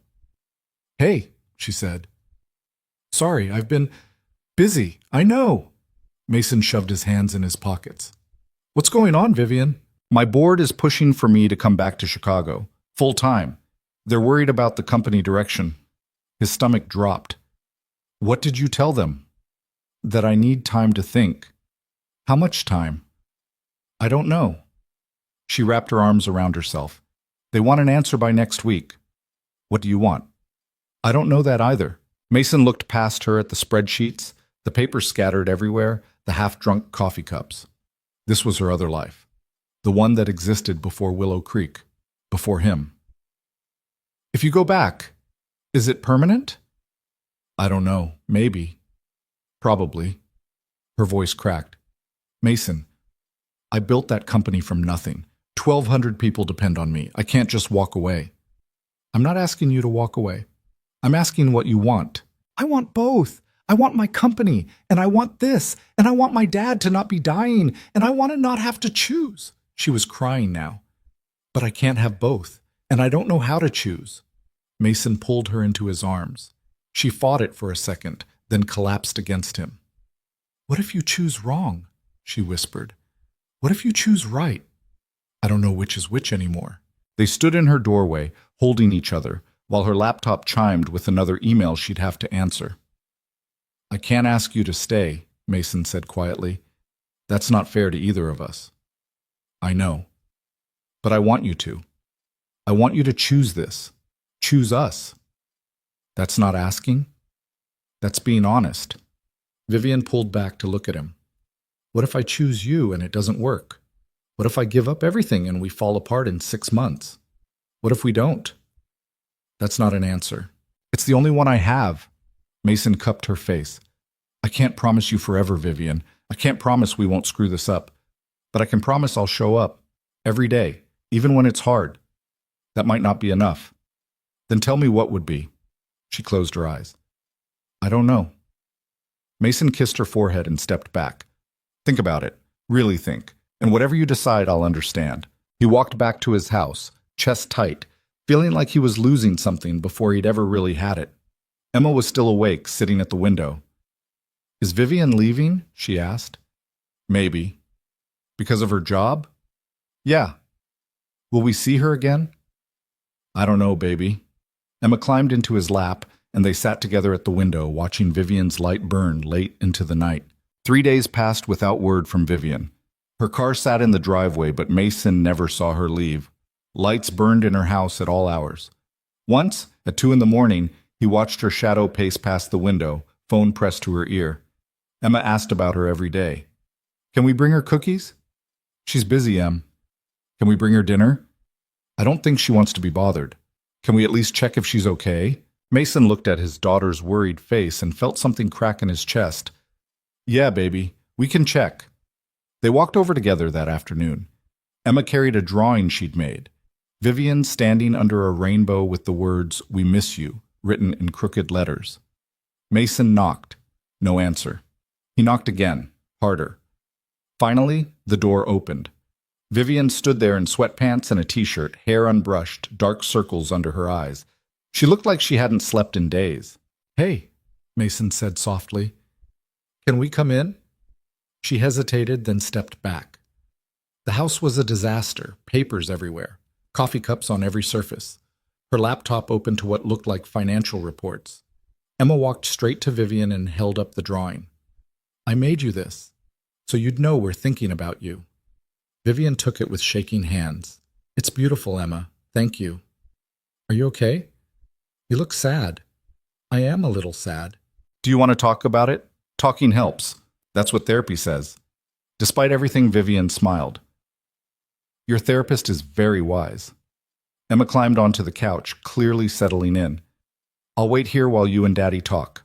I'm good at waiting. Mason followed Vivian into the kitchen. She leaned against the counter, looking defeated. I'm going back, she said without preamble. The words landed like a punch. To Chicago? The board gave me an ultimatum. Come back full-time or sell my shares. They're done with remote leadership. When? Friday, 3 days. She wouldn't meet his eyes. I already called the moving company. What about your dad? There's a facility in Chicago. I'll transfer him there. It's supposed to be one of the best in the country. Supposed to be. You haven't seen it. I don't have time to see it, Mason. I'm trying to save a company I spent 7 years building. By leaving your dad? By leaving... He stopped. By leaving you? Vivian's laugh was bitter. We've known each other 6 weeks. That's not enough time to throw away my entire career. I never asked you to throw it away. Didn't you? Every time you looked at me like maybe I could have something different, like this town and your daughter and you were somehow enough to replace everything I built? That's not fair. None of this is fair. She was crying now. You think I want to leave? You think I want to go back to a life that makes me miserable? But I have responsibilities, Mason. People depending on me. I can't just abandon them. What about abandoning us? The question hung in the air. Vivian's face crumpled. That's not what I'm doing. Isn't it? You're packing up and leaving without even trying to figure out another way. There is no other way. There's always another way. You're just too scared to look for it. Don't you dare... You're terrified, Mason continued, of choosing wrong, of being vulnerable, of admitting you might want something other than what you've spent your whole life chasing, so you're running back to what's safe. Safe? You think Chicago is safe? Going back to a job that nearly broke me is safe? Safer than staying here and risking your heart? Yeah. Vivian stared at him, chest heaving. You don't know what you're talking about. Don't I? I did the same thing with Sarah, stayed in a dying marriage because leaving felt too scary, too uncertain, and you know what? I regret it. Not because I should have stayed, but because I wasted years being afraid instead of honest. This isn't the same. It's exactly the same. You're choosing what you know over what you want, because at least if you fail at the job, you can blame the board, the market, something external. But if you stay here and we don't work out, that's on you, and that's terrifying. Stop it. Why? Because I'm right? Because you're making this harder than it already is. Vivian wiped her face roughly. You think I haven't thought about staying? About telling the board to go to hell and building something here? I've thought about it every single day, but I'm 30 years old and I've spent my entire adult life building Carter Tech. That company is who I am. No, it's not. It's what you do. There's a difference. Easy for you to say. You don't have a billion-dollar company hanging in the balance.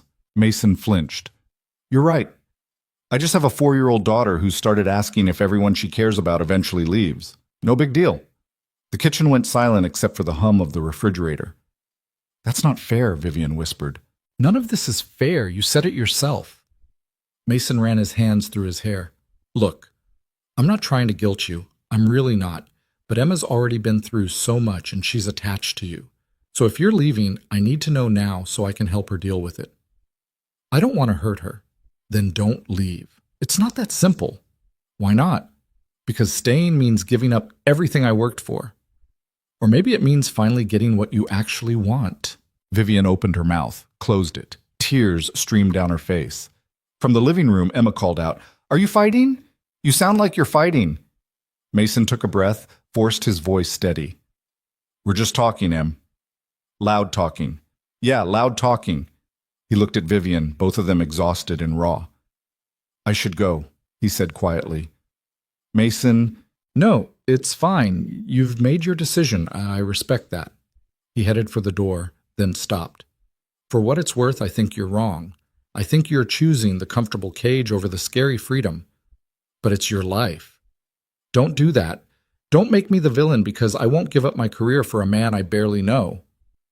I'm not making you the villain. I'm just saying goodbye. Emma jumped off the couch as he entered.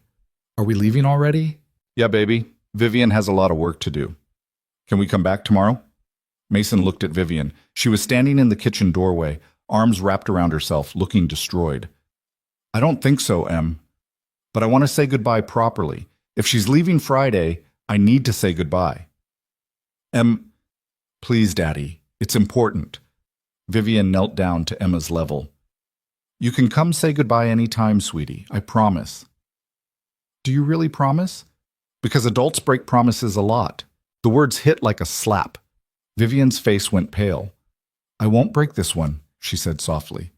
But Mason could see she was already breaking it. That night, Emma cried herself to sleep. The kind of deep, hiccuping sobs that came from a hurt she didn't know how to name. Everyone leaves, she kept saying. Mommy left. Now Vivian's leaving. Everyone always leaves. I'm not leaving, baby. I'm right here. But you will. Eventually. Everyone does. Mason held his daughter and felt his heart shatter. This was his fault. He'd let Vivian into their lives too fast. Let Emma get attached. Let himself believe something that was too good to be true. His phone buzzed around midnight. Vivian. I'm sorry. I know that doesn't help. But I am. He almost didn't respond, almost just let it sit there unanswered as some kind of petty revenge. Me too, he finally sent.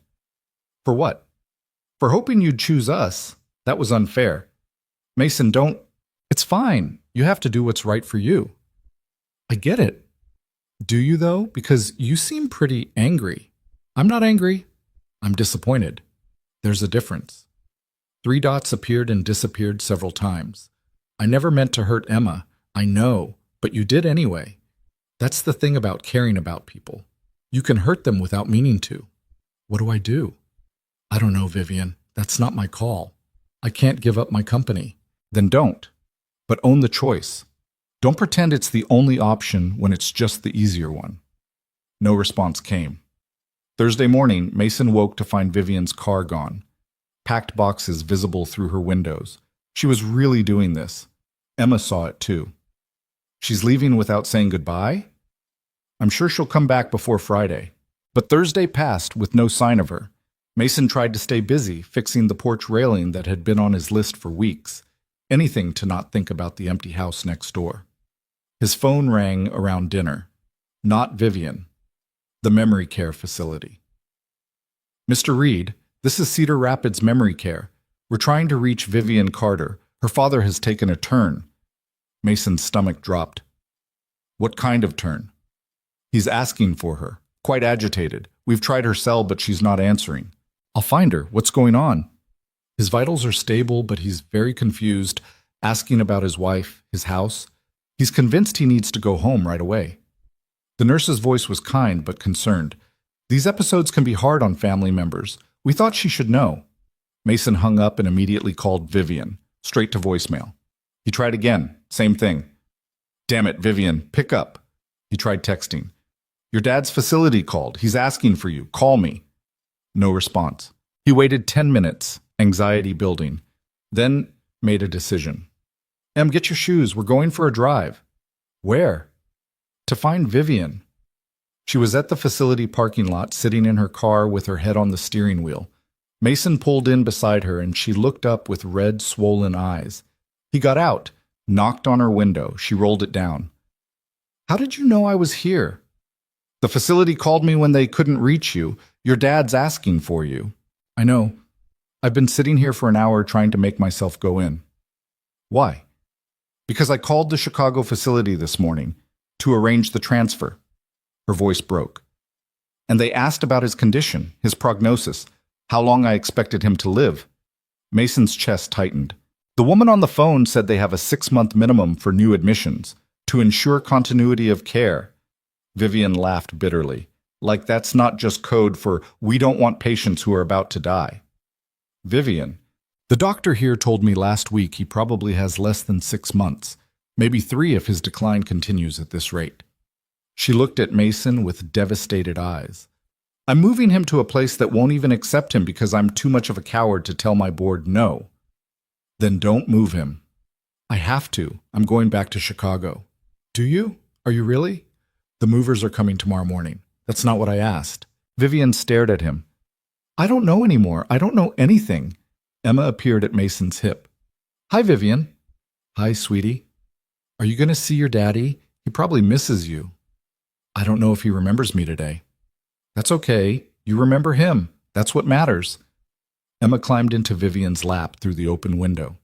My therapist says sometimes we have to be brave for people who can't be brave for themselves. Vivian hugged Emma tight. When did you get so wise? I've always been wise. Adults just don't listen. Mason watched them, heart in his throat. Go inside, Vivian. See your dad. We'll wait here. You don't have to. We'll wait. She carried Emma out of the car and set her down gently, then walked toward the facility entrance, shoulders squared like she was heading into battle. Mason and Emma waited in the parking lot. 45 minutes passed. Then an hour. Finally, Vivian emerged. She walked straight to Mason and collapsed against him. He didn't know me, she said into his chest. At first, he called me Rachel, my mom's name, told me not to leave him again. I'm sorry.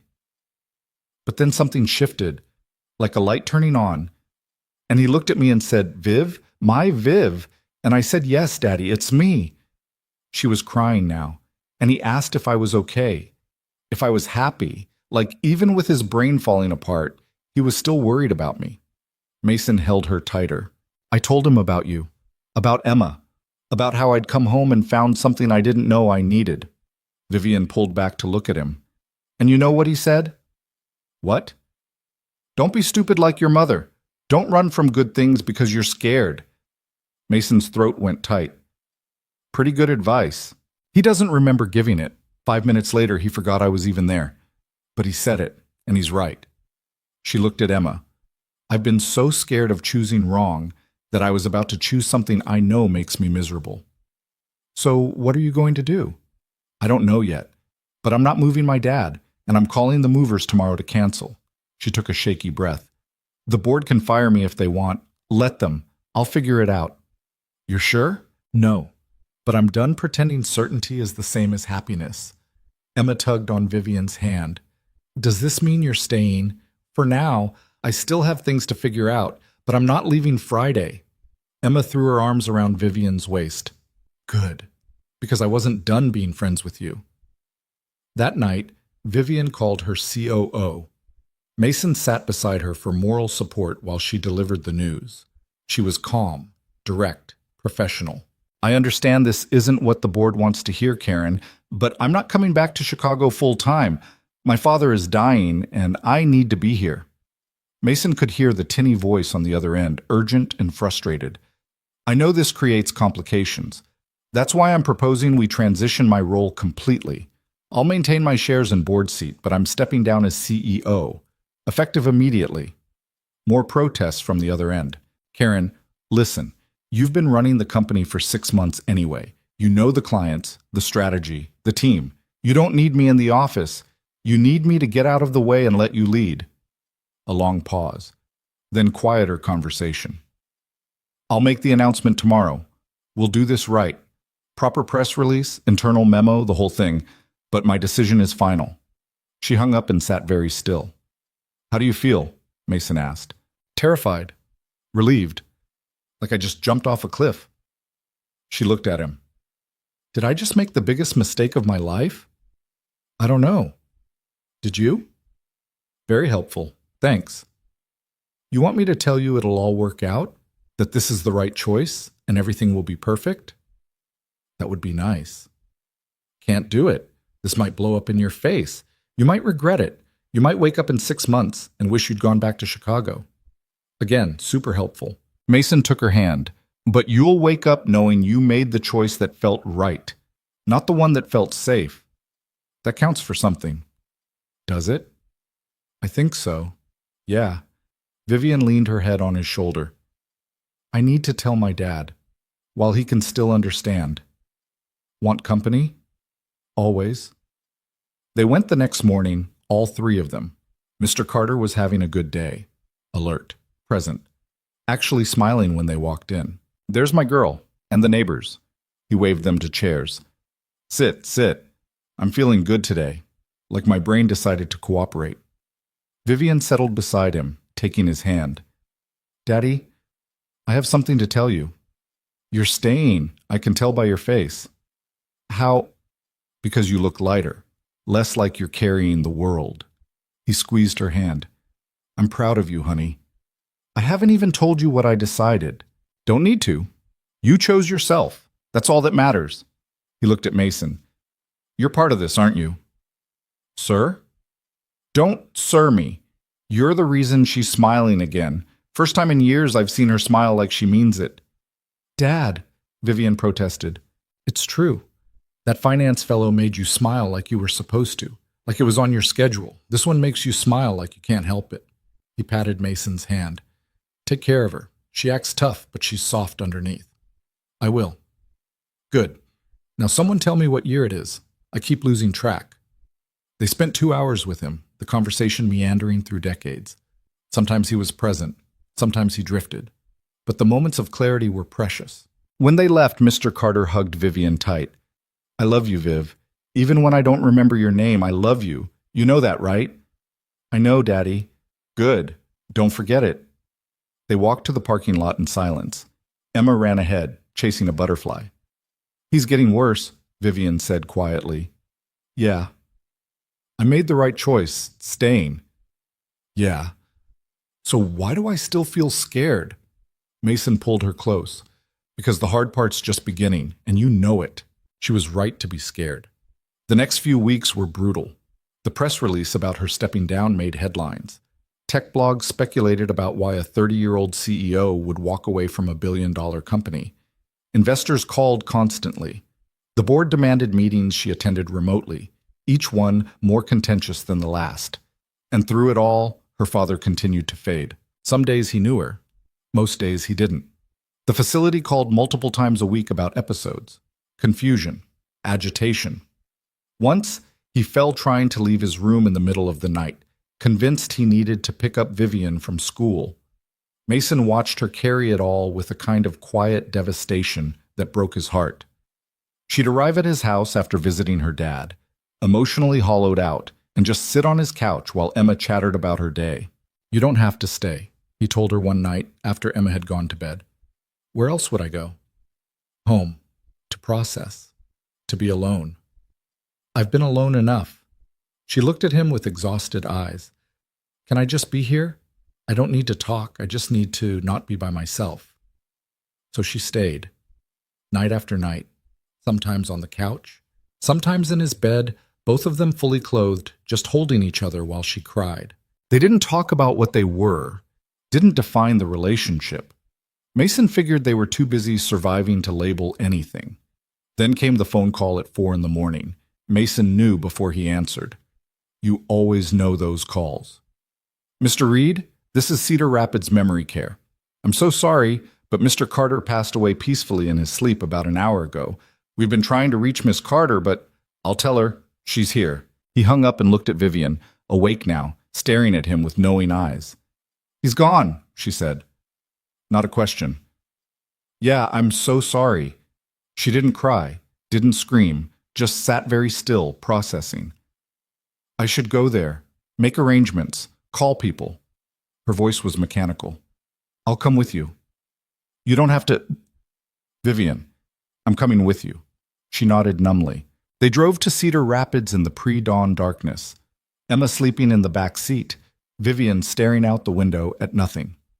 When they arrived, the facility staff was gentle, compassionate. They'd clearly done this many times before. Vivian asked to see him. Mason waited outside while she said goodbye to her father alone. 20 minutes passed. 30. Finally, she emerged, face dry but devastated. I need to call the funeral home, and my lawyer and the board, probably. My dad owned shares. She was making lists in her head, retreating into tasks. And I should write an obituary. Do I put in the obituary that his wife abandoned him? That feels petty. Vivian, and the house. I need to figure out what to do with the house. Sell it? Keep it? I don't know. I don't know anything. Her voice was rising. He was the only family I had left, and now he's gone, and I don't know what to do. Mason pulled her into his arms. Breathe. I can't. Yes, you can. In and out. With me. She sobbed into his chest, finally breaking, and he held her while the sun rose over the parking lot and Emma slept in the car and the world kept turning despite everything. I wasn't ready, Vivian choked out. I knew it was coming, but I wasn't ready. Nobody ever is.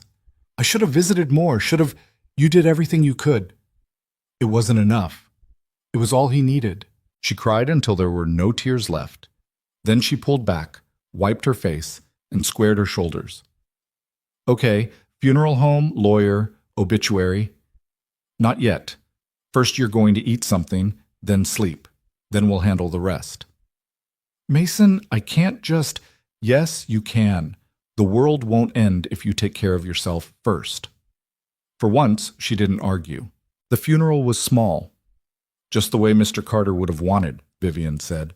20 people in folding chairs at the Methodist Church on Main Street. Mrs. Henderson brought flowers from her garden. The Kowalskis made enough casseroles to feed an army. Ed Morrison from the hardware store gave a rambling speech about how Mr. Carter always knew which screws you needed before you did. Mason sat in the front row with Emma, watching Vivian stand at the podium in a black dress, trying to find words for a man who'd slowly disappeared before he finally left. "My father taught me that promises matter," she said, voice steady despite the tears on her face. "When I was 8 and my mother left, he promised me I'd be okay, that we'd be okay. And he kept that promise every single day until his brain wouldn't let him anymore." Emma gripped Mason's hand. "She's sad." "Yeah, baby. But she's not alone. We're here." "We are." Vivian's eyes found them in the crowd. Something in her expression softened just for a second before she continued. "He also taught me that running away doesn't solve anything, that you can't build a life on fear." Her voice cracked.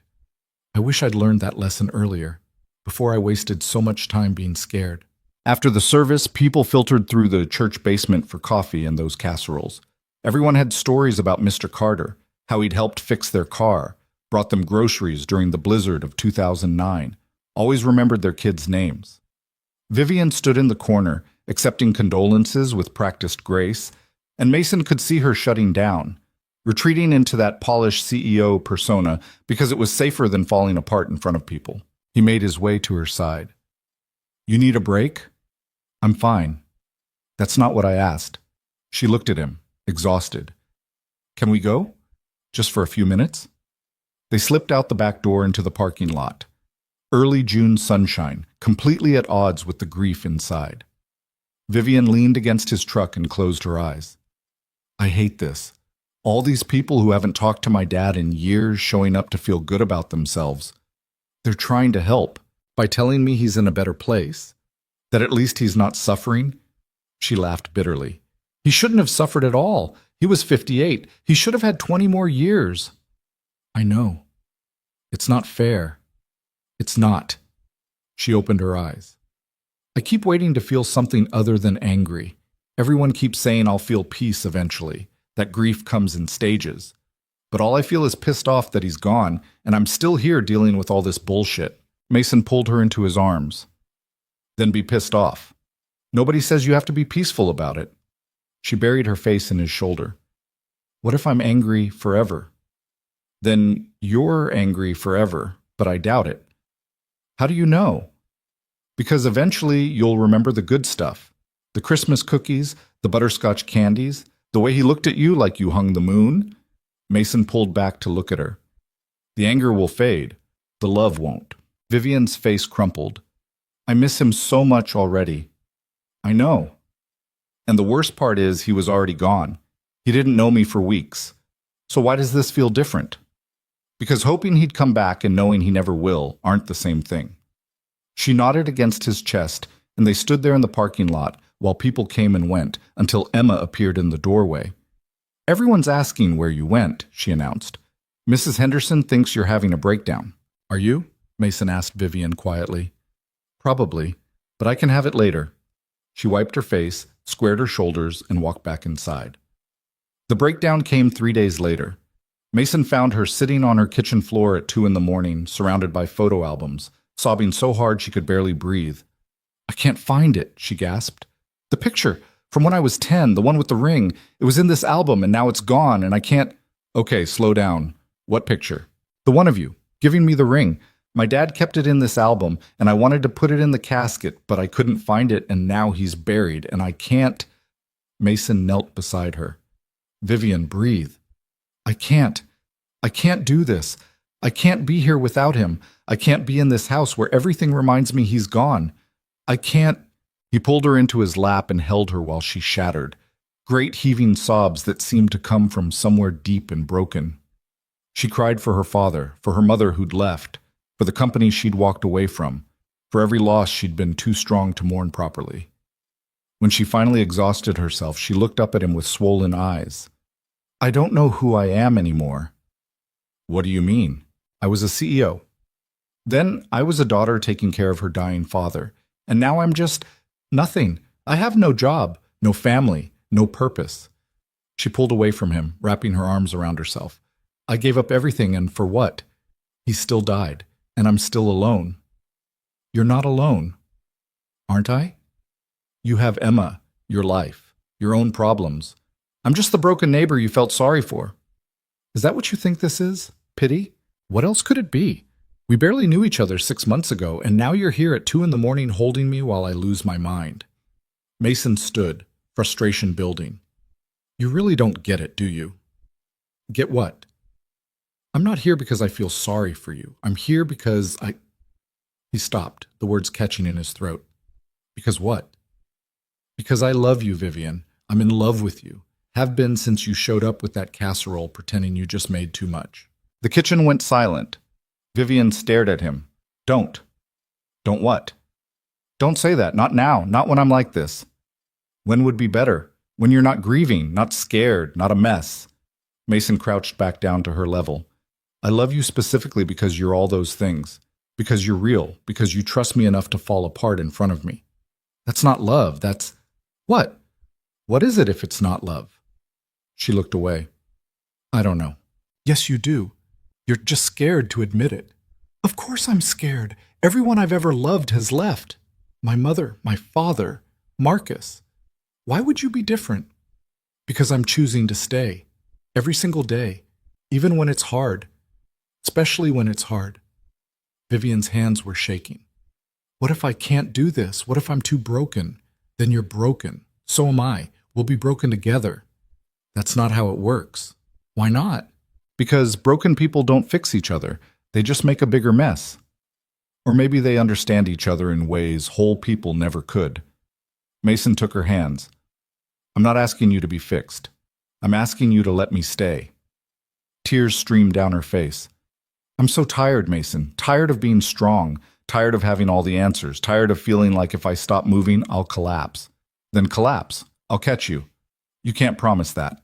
Watch me. She looked at him for a long moment, and he could see her fighting with herself. The part that wanted to believe him warring with the part that had learned not to trust promises. Finally, she whispered, I'm scared. I know. What if we don't work? What if we do? That's not an answer. It's the only one I have. He pulled her closer. Vivian, I can't promise you forever. I can't promise we won't hurt each other or screw this up, but I can promise I'm not going anywhere. Not tomorrow, not next month, not when things get hard. How do you know? Because you're it for me. You and that ridiculous casserole and the way you bake Christmas cookies in May, and how you listen to Emma like she's the most important person in the world. He cupped her face. You're it, and I'm done pretending I don't know it. Vivian kissed him then, desperate and messy, and tasting like tears, like surrender, like finally letting herself want something without apologizing for it. When they broke apart, she rested her forehead against his. I love you too. I'm terrified, and I don't know what I'm doing, but I love you. That's all I needed to hear. They sat on her kitchen floor until sunrise, holding each other, surrounded by photo albums and memories of a man who'd taught his daughter that promises mattered. The picture turned up a week later, stuck between pages in a different album. Vivian found it while packing up her father's things. 10-year-old Mason on one knee, holding out that purple plastic ring. 10-year-old Vivian with dirt on her knees and wonder on her face. On the back, in her father's handwriting, some promises take a lifetime to keep. That's what makes them real. Vivian showed it to Mason that night. He knew, even then. Knew what? That we'd end up here, that you'd keep your promise. I was 10. I didn't know what I was promising. Didn't you? She traced the outline of the photo. You promised I wouldn't be alone. And I'm not. Because you're here. Mason pulled her close. I'm here. Emma wandered into the room, already in her pajamas. Are you guys being mushy again? Maybe, Vivian admitted. Good. That means you're happy. Emma climbed onto the couch between them. Can we watch a movie? What movie? Mason asked. I don't care, as long as we're all together. So they watched some animated thing about talking animals. Emma eventually falling asleep sprawled across both their laps, and Mason realized this was what happiness felt like. Not perfect. Not without grief or complication. Just this. his daughter, the woman he loved. All of them damaged in different ways, but somehow fitting together anyway. The next morning, Sarah called. "I'm coming to get Emma," she said without preamble. "This weekend." Mason's stomach dropped. "What? Why?" "Because we need to talk about custody, about what's best for her." "She's happy here, Sarah." "Is she? Or is she just adjusting to another unstable situation?" "That's not fair. You moved her to the middle of nowhere with no plan. You're dating the neighbor who just had a death in the family. Emma's therapist says she's showing signs of attachment anxiety." Sarah's voice was tight. "I've given you 6 months to figure things out, but I'm not watching you drag our daughter through your midlife crisis." "This isn't a midlife crisis." "Then what is it?" "It's me trying to build a life worth living."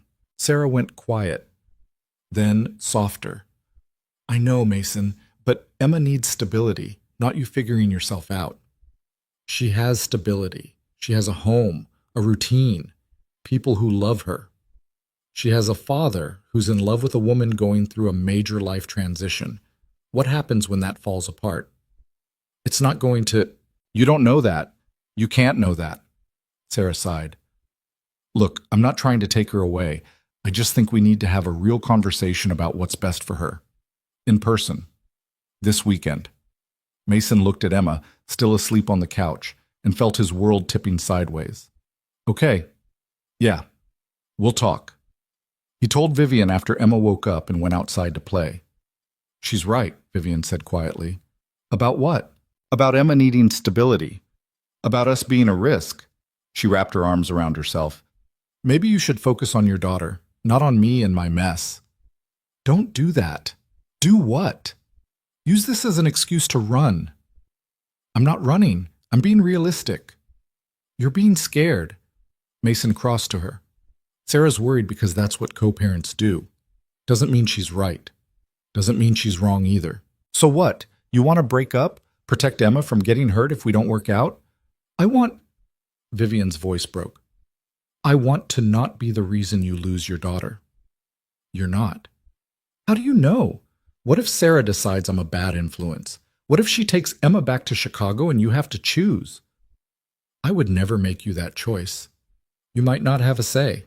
Mason pulled her into his arms despite her resistance. "Listen to me. Whatever happens with Sarah, whatever she decides, we'll handle it, together. But I'm not walking away from you because things might get complicated.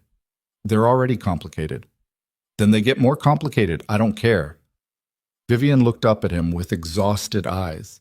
"I'm so tired of losing people." "I know, but you're not losing me."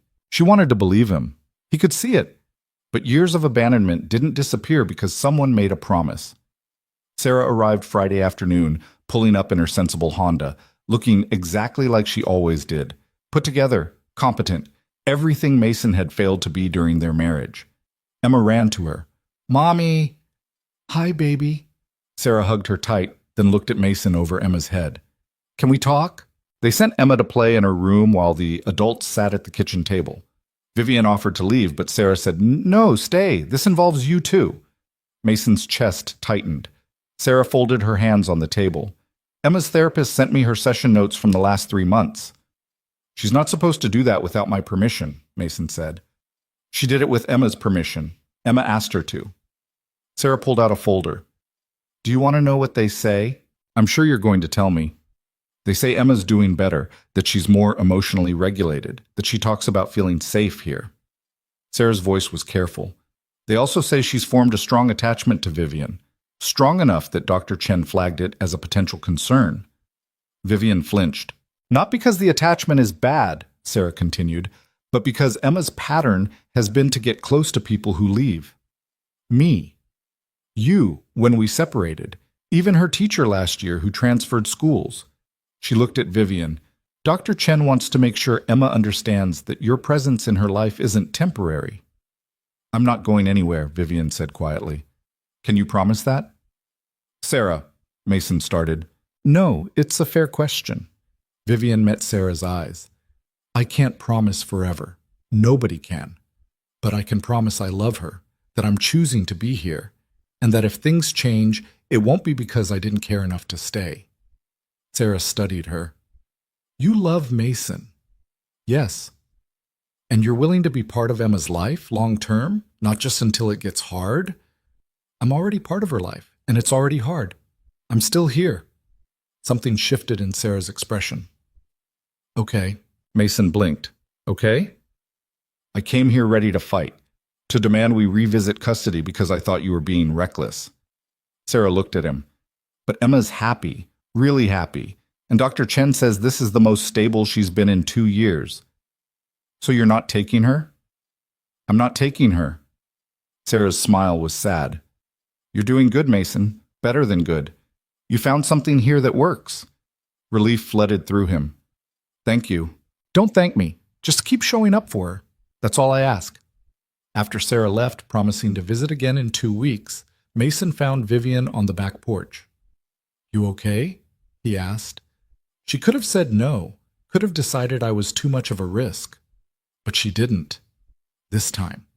What about next time? What if I screw up? What if... Mason turned her to face him. What if you stop waiting for everything to fall apart? I don't know how to do that. Neither do I.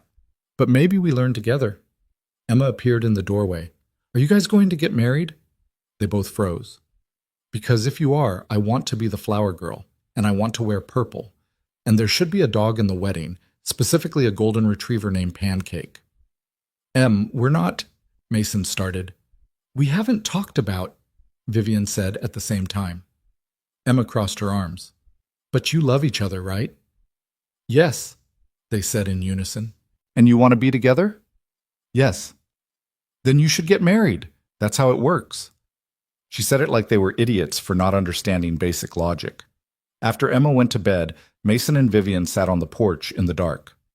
She's not wrong, Vivian said quietly. About what? About us getting married. Eventually. If we want this to be real. Mason's heart kicked up. Is that what you want? I don't know. Maybe. Someday. She looked at him. Is that crazy? We've only been together a few months. I gave you a ring when I was 10. I think we've been building to this for 20 years. Vivian laughed, pulling out that purple plastic ring from her pocket. She carried it everywhere now. This ring? That ring. It's kind of small, doesn't fit anymore. Then I'll get you a new one. Yeah? Yeah. Mason took her hand. Not tonight, not tomorrow, but someday, when we're ready. I'll get you a ring that fits and ask you properly.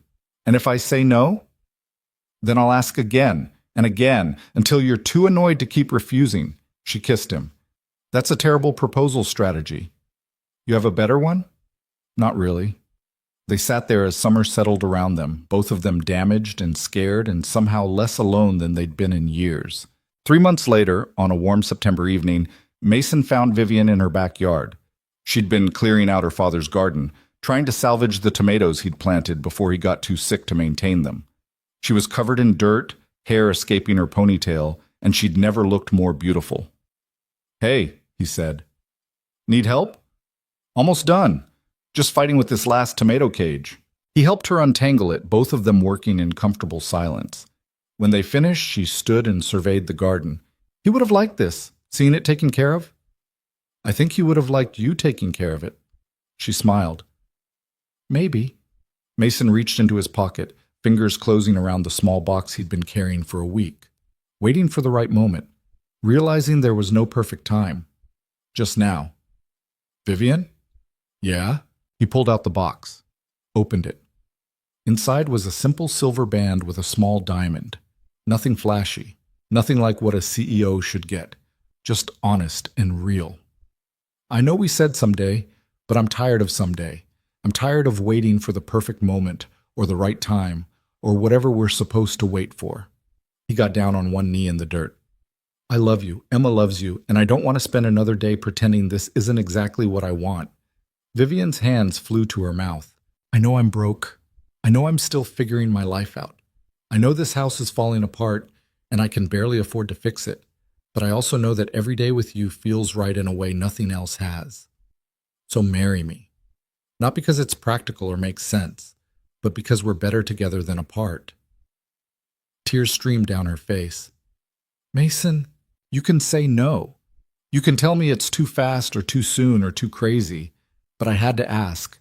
Because that 10-year-old kid who promised you wouldn't be lonely, he's still here, still keeping his promise. Vivian pulled him to his feet. Yes. Yes? Yes, I'll marry you. Yes, this is crazy. Yes, I'm terrified. But also, yes, you're right. We're better together. She held out her hand. Put the ring on before I change my mind. He slipped it onto her finger. It fit perfectly. Emma cheered from the porch where she'd apparently been watching the whole thing. I called it! I'm going to be the best flower girl ever! You were spying? Mason called. Vivian told me you were going to propose. I wanted to see. Emma ran over. Can we get Pancake now, the golden retriever? We'll talk about it, Vivian said, laughing. That's adult code for no. That's adult code for maybe. They stood in the garden as the sun set, covered in dirt, Emma dancing around them, and Mason felt something he'd been missing for years. Home. Not the house, not the town, but this. These people. This feeling of belonging. The wedding happened in October, in the backyard between their two houses, under the maple tree where Mason used to climb. 50 people in folding chairs. Emma in a purple dress, carrying flowers and leading a borrowed golden retriever named Biscuit down the aisle because Pancake didn't exist yet. Vivian wore a simple dress and the purple plastic ring on a chain around her neck. Mason wore the only suit he owned, the one from his failed construction business days, and didn't care that it was slightly too small. When they exchanged vows, Vivian pulled out a folded piece of paper. When we were kids, you promised I'd never be lonely. And I thought that meant you'd always be there. That love was about never being apart. She looked at him. But I was wrong. You can't promise to never leave. Life doesn't work that way. People die. Circumstances change. Nothing's guaranteed. Mason felt his throat tighten. But you did keep your promise. Because even when we were apart, even when I was alone, I carried that feeling with me. The feeling of being chosen, of mattering to someone. She wiped her eyes. And now I get to choose you back. Every single day. That's what this is. Not a promise that nothing will ever go wrong, but a promise that whatever happens, we'll face it together. Mason's vows were simpler. I don't have fancy words. I'm not good at speeches. But I know this. You're the best thing that ever happened to me. You and Emma. And I'm going to spend the rest of my life making sure you never forget it. They kissed under the maple tree while Emma cheered and Biscuit barked and everyone cried, including Mrs. Henderson, who'd brought half the flowers in her garden. At the reception, which was just food and music in Mason's backyard, Sarah showed up with her new boyfriend.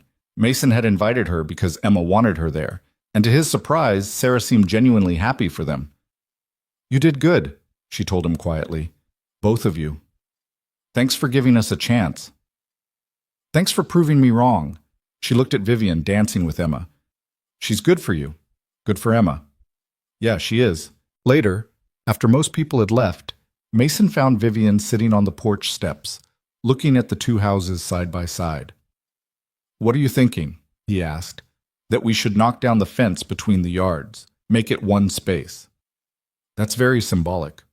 I'm serious. Emma should be able to run between houses freely, and we should plant a garden, a big one, with tomatoes for my dad.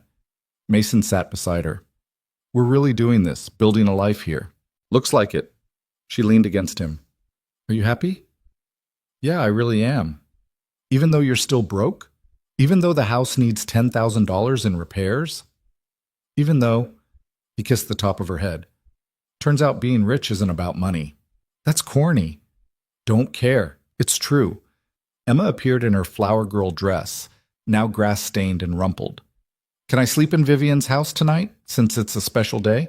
It's our house now, Vivian corrected. Both of them. And yes.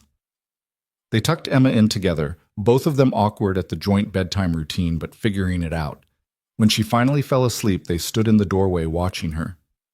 I'm scared I'll mess this up, Vivian whispered. You will. So will I. That's how this works. Very reassuring. I'm serious. We're going to fight.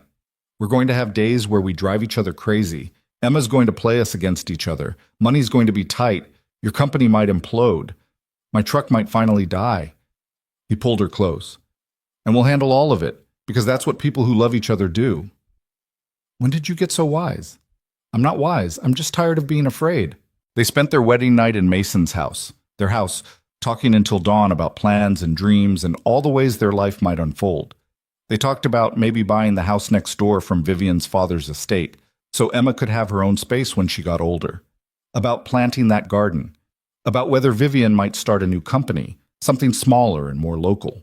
About whether Mason might go back to school, finally finish that architecture degree. Nothing was certain, nothing was guaranteed. But for the first time in their lives, both of them were choosing the uncertainty together instead of running from it alone. And somewhere, in a box in the attic, that old Polaroid remained. Two kids making a promise they didn't understand, not knowing it would take 20 years and two broken lives and one dying father to teach them what it really meant. Some promises aren't about forever. They're about showing up, about choosing someone when it's easier to choose yourself, about building something real out of all the broken pieces. Mason learned that. Vivian learned that. And together, they learned that being loved isn't about finding someone perfect. It's about finding someone who sees all your damage and stays anyway. Emma learned it too, watching her father and Vivian stumble through building a family from scratch. She learned that love isn't about grand gestures or perfect moments. It's about small kindnesses, showing up when it matters, being brave enough to let people in even when they might leave. And maybe that was the real promise Mason had made all those years ago with a purple plastic ring. Not that Vivian would never be alone, but that she'd always be worth staying for. The years that followed weren't perfect. Mason's truck did die, and they couldn't afford to replace it for 6 months.